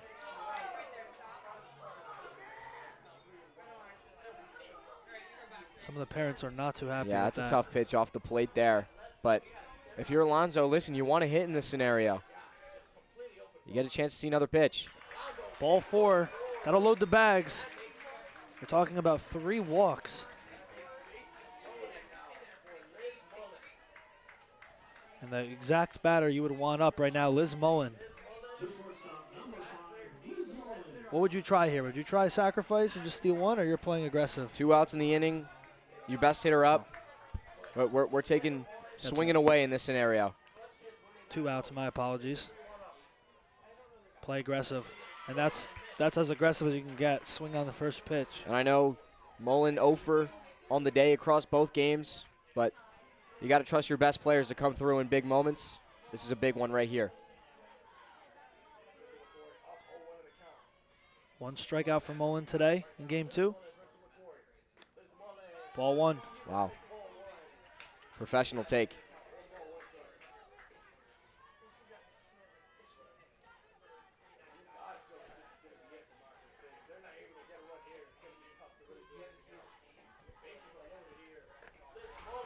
Strike 2.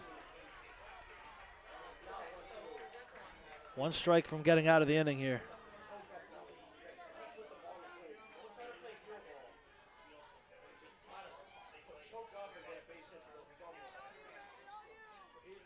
One ball, 2 strike, 2 outs, bases loaded. Here's the pitch from LaCory. That's going to get fouled off.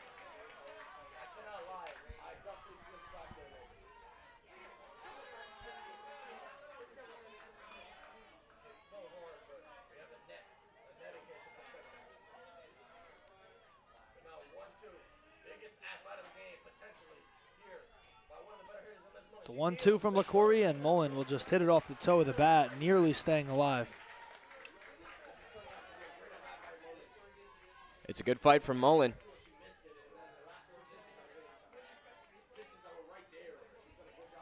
Having an off day, but staying alive in a big spot right here. We'll see if she can find a barrel. Good eye. 2-2. I mean, at this point, like, LaCory cannot hit the strike zone. You had 3 straight walks, and then for Mullen, other than the 2 you swung at, you haven't even been dealt any strikes. Be patient with this at bat here. Here's the 2-2. She's been patient, and she's been very difficult to get out. LaCory making a lot of these good pitches on the outer parts of the plate. A lot of situations where she's generated swings and misses and pop-ups today. And just like Vasquez, she's living to see another pitch. 2-2. Mullen will chop it, and it will be easy for Chakowski. That'll end the inning, stranding 3 runners and the bases loaded. The Red Hawks still have no runs on board. That's big from LaCorey to be able to get out of that.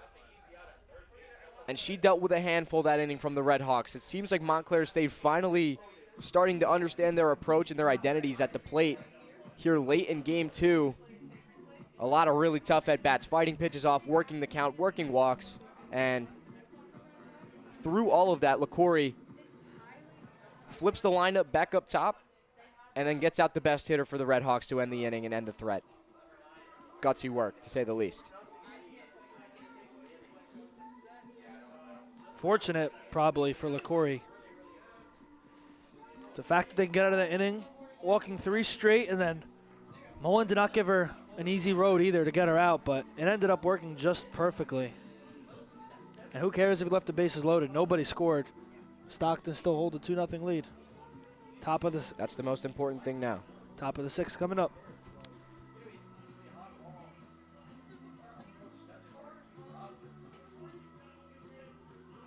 And I'm curious to see how Montclair State responds because that felt like the chance. You're right, that probably will be the best opportunity that they'll have. To load the bases again and have that type of scenario is a lot to ask for now for the remainder.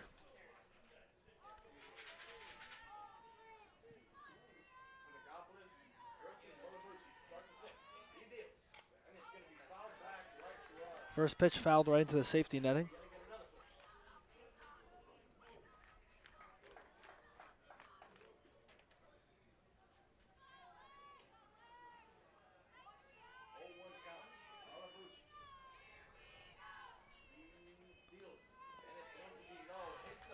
Nice block from Bowles to even it out at 1-1.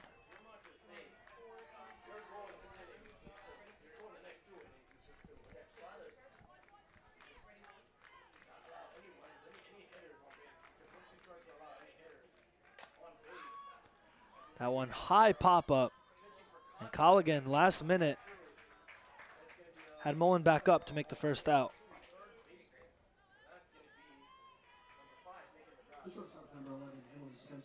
Solid work here from Bucci as she continues to work through the middle of the order against Stockton.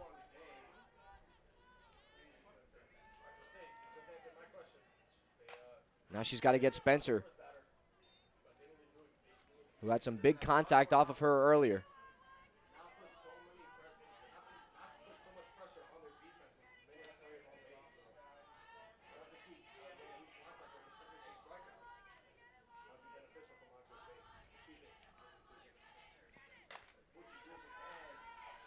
Another foul ball. Strike 2.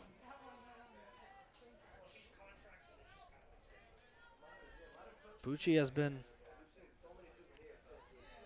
pitching pretty well so far, up to 77 pitches.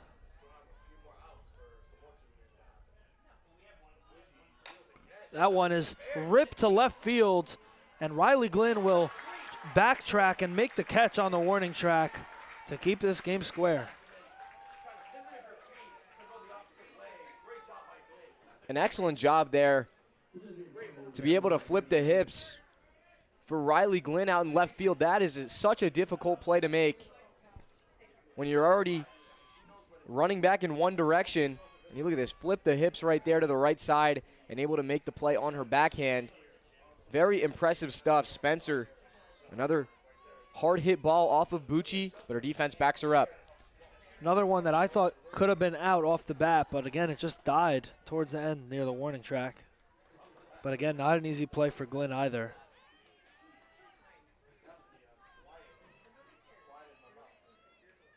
Two outs. And that one is ripped to center field. No problem for Sophia Alonso. That'll end the inning. And the Red Hawks did a great job on defense. That's the 1-2-3 they needed right there. They flirted with some scoring in the previous inning.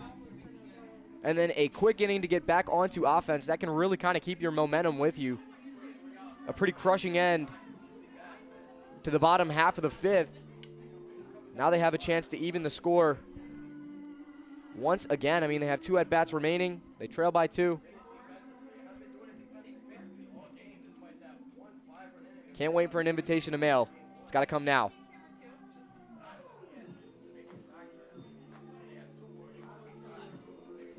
Got to give credit to Bella Bucci as well and the effort that she's had today. 6 innings pitched, 3 hits, 2 earned runs.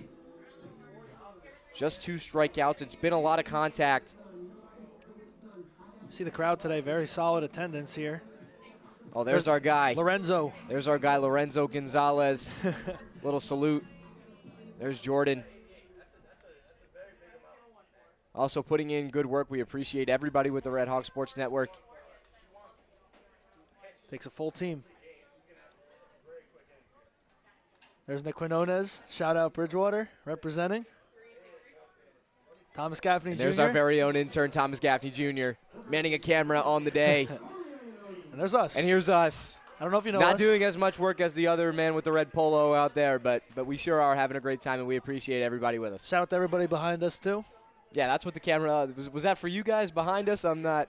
Maybe we were just in the way on that. Appreciate everybody. Such a big team goes into these multicams, especially. We hope you as the audience enjoy every part of it, just like we do. Bottom of the 6th inning, Iononi up at the plate. Takes strike 1.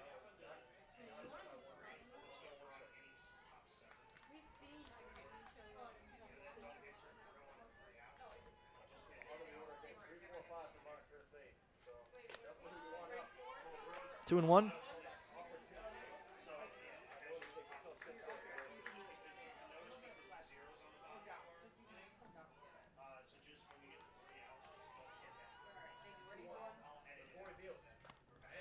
Strike 2. LaCory has been consistent with getting Red Hawks to swing and miss. It's been her best part of today. Strikeout count up to 8 for her. Phenomenal. Only 2 hits allowed, too. Make that number 9. 9 strikeouts for LaCory. And trying to shut out Montclair State in back-to-back games, which hasn't even been done once this year before today. The thing I've noticed for both Stockton pitchers this afternoon, and both of them with terrific outings up to this point, they have treated every batter in the lineup the same.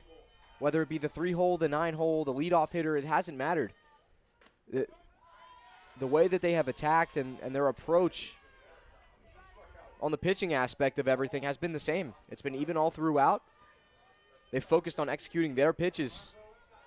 And when that's happening, the Red Hawks have been stifled. The only real thing that's kept them in this is 4 walks from LaCory today. That's the only real reason that they've had scoring opportunities.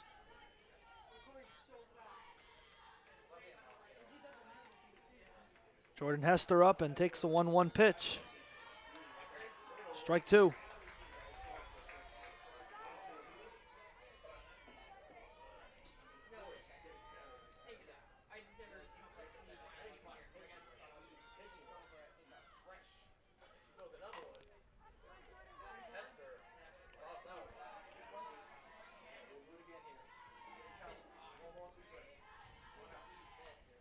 Trying to enjoy this breeze while it lasts, Luke. Yep. Forecast for the next week doesn't look great. Read my mind. A lot of rain coming in. Going into next week, and warm weather, but you can't really enjoy it with the rain. Hester pops it up and right to the hands of Spencer for another out. 2 away. For Stockton, I mean, if they could sweep this doubleheader, you're talking about them being the only team that's very close to Rowan in the NJAC standings. Very close, meaning 6 games behind Rowan because they're 24-0. But Just unbelievable. The 2 seed wouldn't be too bad for them. Listen, you know, as far as conference play goes, you don't care about the overall records at the end of the year. As far as I think Stockton and everyone else concerned, Stockton 1-0, Montclair State 0-1. And then Rowan, depending on how they've done or are doing today, go from there. But it really does. It feels like a new season.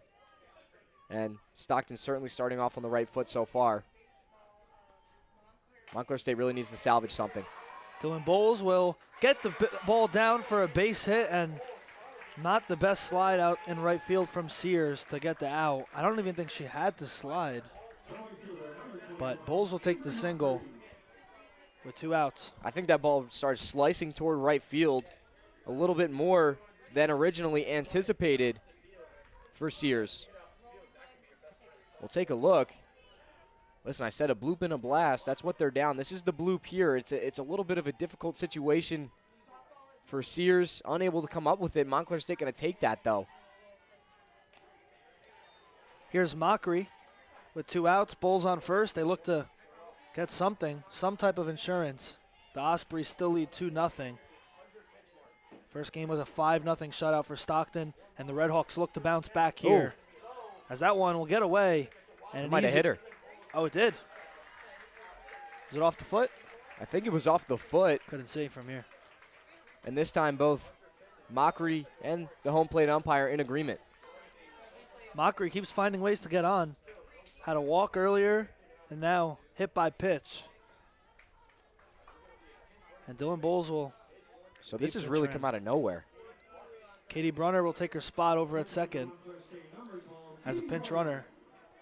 So you go down with 2 outs in the inning, and then all of a sudden, a bloop base hit, a hit by pitch. Montclair State back in business again. The tying run's over at first base. A ball in the gap, and you're looking at potentially what could be a tied game. See the replay one more time on that, and you saw Bowles move to second. And you're right, CJ. Hitting the gap could be the difference between a tied game and a 2-0 game. Molly Colligan back up. Has had a pretty solid game, too. She has, even her cut in her last at bat where she flew out. I thought it was a good hack.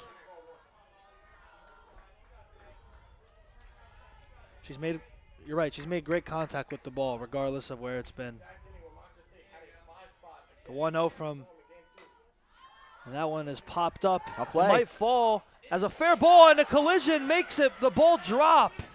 Mockery will move to third, and Brunner will score. It's an RBI for Molly Colligan in a huge moment. 2-1 Ospreys. Well, at this point, you'll take it any way you can get it, Luke. Colligan able to put the bat to the ball. Once again out in no man's land.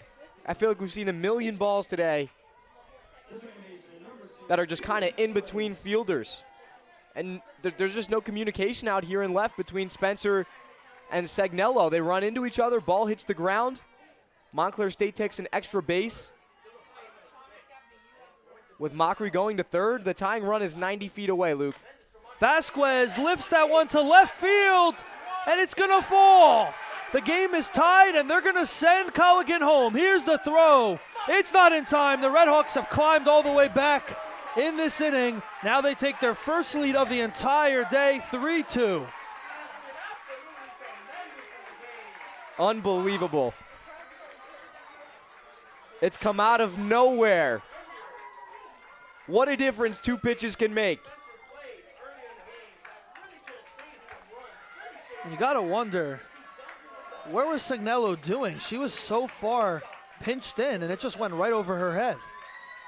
Well, against a left-handed hitter, I really don't think that you're expecting Vasquez to go the other way. Nonetheless, put it all the way out to the track. She goes the other way and really just puts it out there. Vasquez, we've seen the defensive effort. We've seen good approaches at the plate, fighting off good pitches. And now finally the offensive productivity. She sees the results from her hard work. And CJ, I'm going to circle back to your point that you gave in the first game. They were down 2-0. They were scoreless through over 10 innings. They scored 3 in 1 inning. Now they took their first lead. And that was your point in the first game. You said it wasn't over at 5-0 because you never know. These diamond sports, it takes 1 inning. They just had a 2-out rally and scored every single run that they've had with 2 outs. And Luke, there was 2 on, nobody out. Yep. The first 2 batters of this inning went down pretty easily. This seemed like just another dominant inning for the Ospreys, as we've seen I mean, at this point, 12 times. Gonna see. Would have been number 13. See the split box there for the next matchup. It's gonna be Riley Glenn, and for Stockton, a pitching change on the mound. Mia Barone, who actually we saw earlier today on offense, I believe, so I think she could hit and pitch.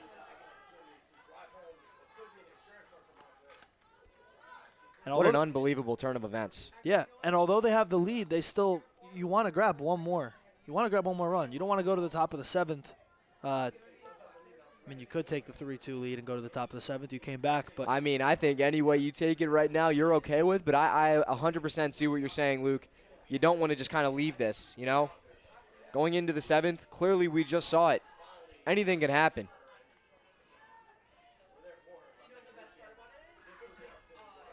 Another run could do wonders. just what this game would mean for the Redhawks, they need to split the series of the opening NJAC doubleheader. For Stockton, if they do not win this one, it will sting, but they won't be too upset going home. You still took game one in great fashion, and you really did well in game two. No runs allowed through 13 innings. Bottom of the sixth, you let up all three. Redhawks scored none in the first. It was pretty much a lot of positives for today. And this kind of goes back to, you know, something, an underlying thing, I would say, throughout this game, because it just hasn't been the main storyline. And because Stockton got on the board so early, their offensive productivity hasn't been there. They have just 3 hits in this game. Glenn will chop it foul. They really have slowed down in this game. They got the run in the second inning. They tacked on in the fifth. But aside from that, it's really been quiet. I think that's an area where they're not happy with themselves at all. But for a while, it's been okay. Now you need the runs. You're right.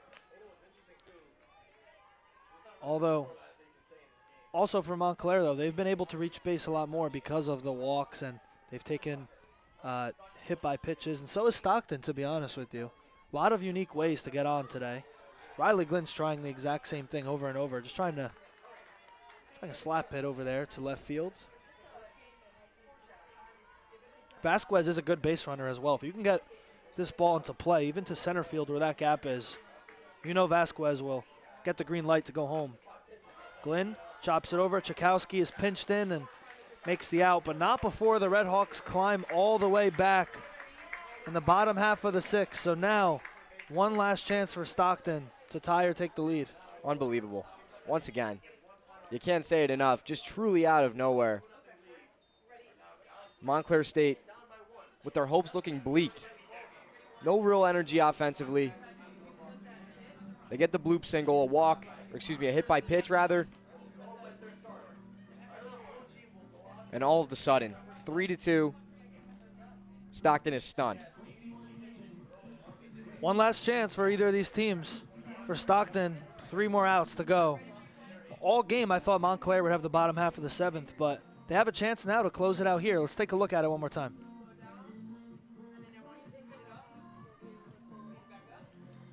You think that's poor positioning on defense? And look at Coach at third base. Waving. Big wave to the plate for Colligan. Emphatic slide, and what a dramatic moment. Stockton's got to bury this. They've got to leave that inning behind them. The best part about it is the reaction from the dugout. Montclair's dugout, I mean, you could hear them from up here when they score a run. They are so loud. They've been waiting all day. Yep. To have something to be excited about. Bucci's going to stay in to try to get the complete game close. See both dugouts dialed in for this final half inning at least. Top of the seventh, Redhawks lead 3-2. A nice rally in the last half inning.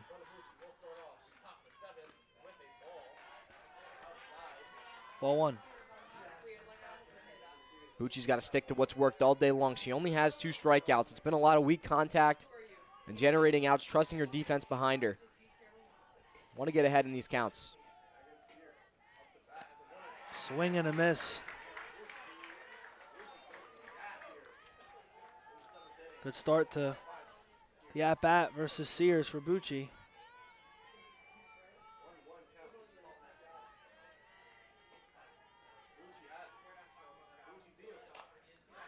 That one's popped up into the air. Iannone calls it, and it's going to go off the dugout. Just getting the edge of that one before Iannone could track it down.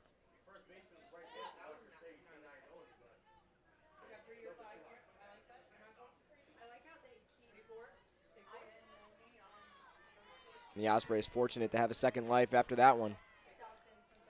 Bucci did a good job with another ball off the end of the bat.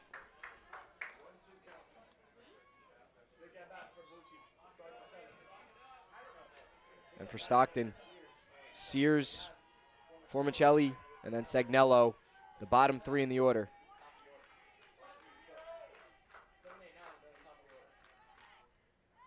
The 1-2 from Bucci. He's going to fall short, 2-2. Got to attack these last 3 outs really carefully.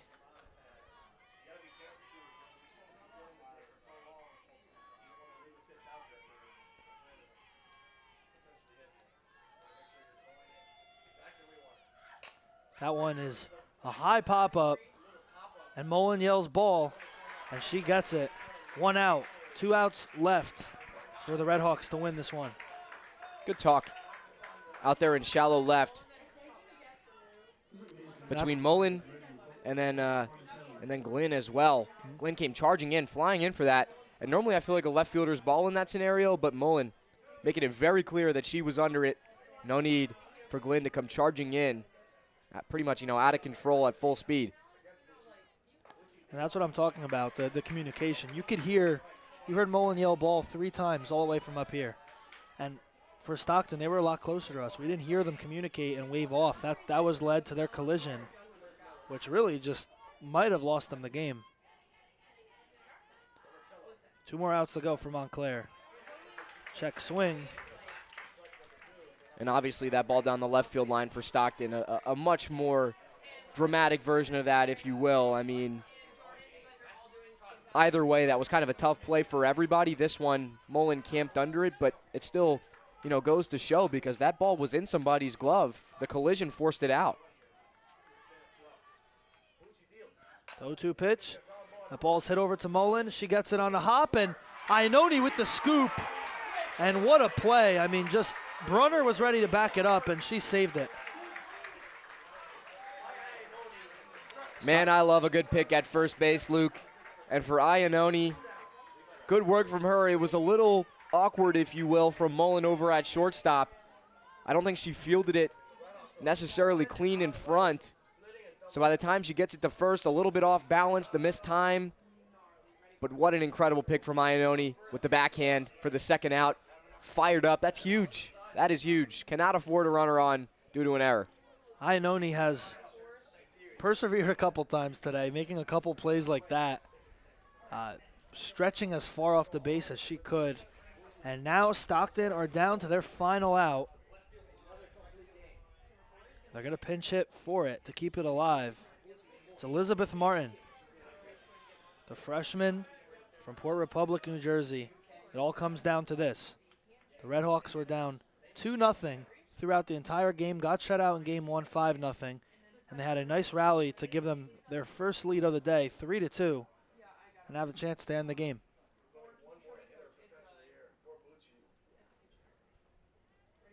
Just pretty phenomenal that the Redhawks are 1 out away from salvaging the second game of this doubleheader.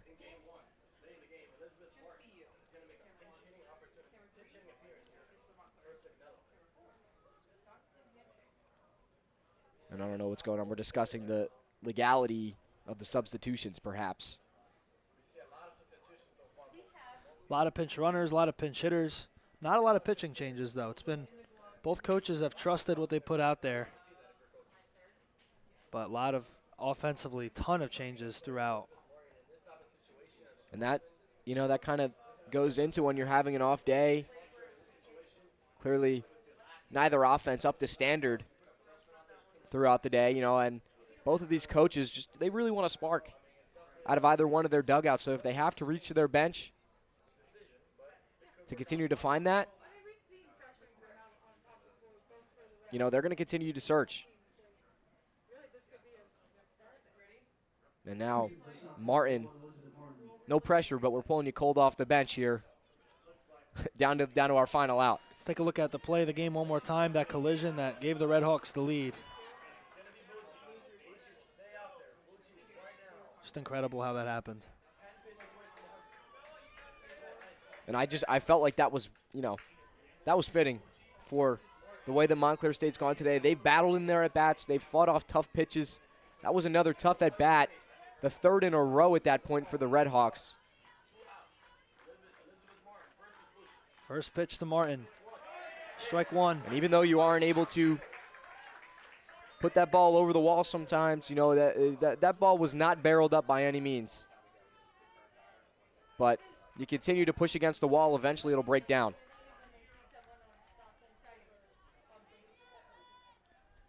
That one is chopped over to Colligan, and it splits Mullen and Colligan for a base hit. Stockton will stay alive one more time, at least one more play. Well, that's what you need right there from a pinch hitter. How about the job from Martin to come into the game and to be able to come through on the first pitch, or on the second pitch of the at-bat, coming out cold. I know she pinch hit back in the first game, but that's not an easy thing to do. Solid preparation. She knocks it through the hole, and the tying run now aboard. That's exactly where you wanted to put it. And splitting two very good fielders, keeping the game alive. McKenna George will have one more opportunity to keep the game alive. Leadoff hitter has not had the best day today. Defensively was okay. And she'll dig in.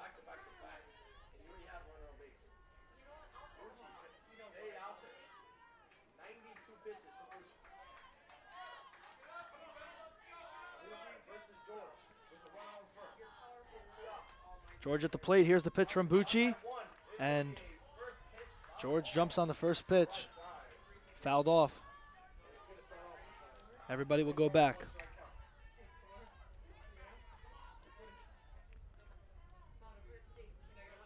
Oh, 0-1 count, 2 outs. Top of the 7th inning. Montclair State lead 3-2. And they came back in amazing fashion. Can Bucci close it out? Here's the pitch. And Brunners checks to first. That would have been one way to end the game. I don't know if it was a false start over at first base or what the case may be from Segnello.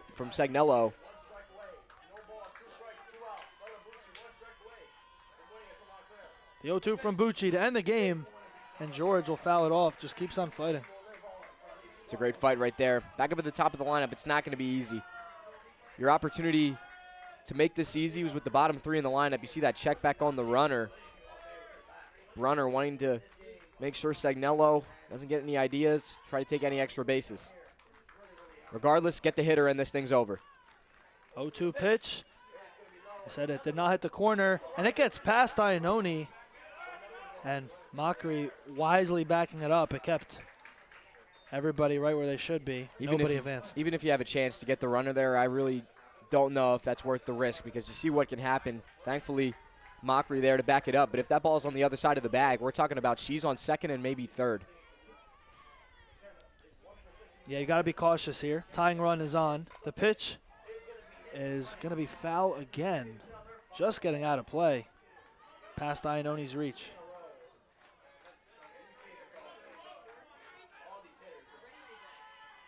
Well, George not going down without a fight here. Bucci continues to pound the zone. She needs one more. Take a look back at that backup by Mockery. Kept her from advancing into scoring position. 1 ball, 2 strikes, 2 outs here in the top of the 7th. The pitch is going to fall for a base hit. And the throw from Mockery to Colligan, and that ends the game. The Redhawks win it. They've come all the way back, and an amazing play from Mockery. Give the Redhawks the split on the doubleheader.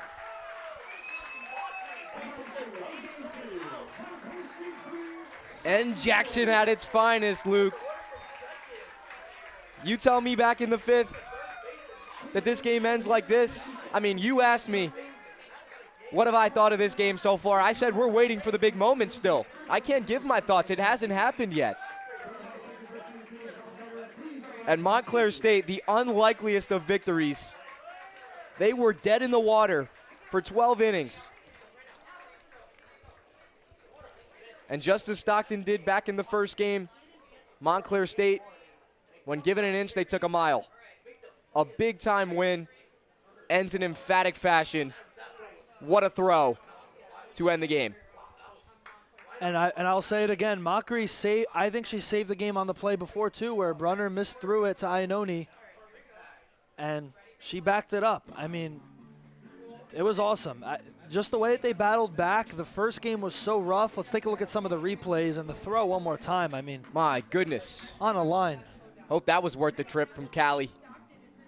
Yeah, her parents are here. They must be really excited about that. And although they didn't see her daughter get a hit today, she potentially saved the game. That play made up for everything. What a throw, and then Colligan made the tag well enough in time. And look at the reaction from the bench. Pretty phenomenal. Pretty phenomenal. I think that Montclair State really understands the magnitude of this win. And this is one of those ones where you don't even remember what there was a first game in this doubleheader, right? First game, there was really nothing that went on. There was one rally from Stockton, and that was really it. For Montclair State, they're going to be right back here tomorrow. Doubleheader against St. Elizabeth, but that's best case scenario how you split the NJAC today. Absolutely, and especially a win like that, a very emotional game against a conference opponent, a rival. It really just adds on to everything that this victory meant for Montclair State. Obviously, the first game doesn't go the right way, and Stockton's able to come through one big inning and they win the game. And the second game meant so much more, it felt like. Just the way that ended and the way that they fought an adverse victory, it goes a long way for the rest of the season, trust me. It's unfortunate, but they will take the split the way the first game went. Nice game for Montclair State. They've climbed back, and you can shake off that first loss. We thank you here for joining us on the doubleheader for softball. From CJ Staniak and Luke Sirianni, we appreciate you here on the Red Hawk Sports Network. Enjoy your weekend.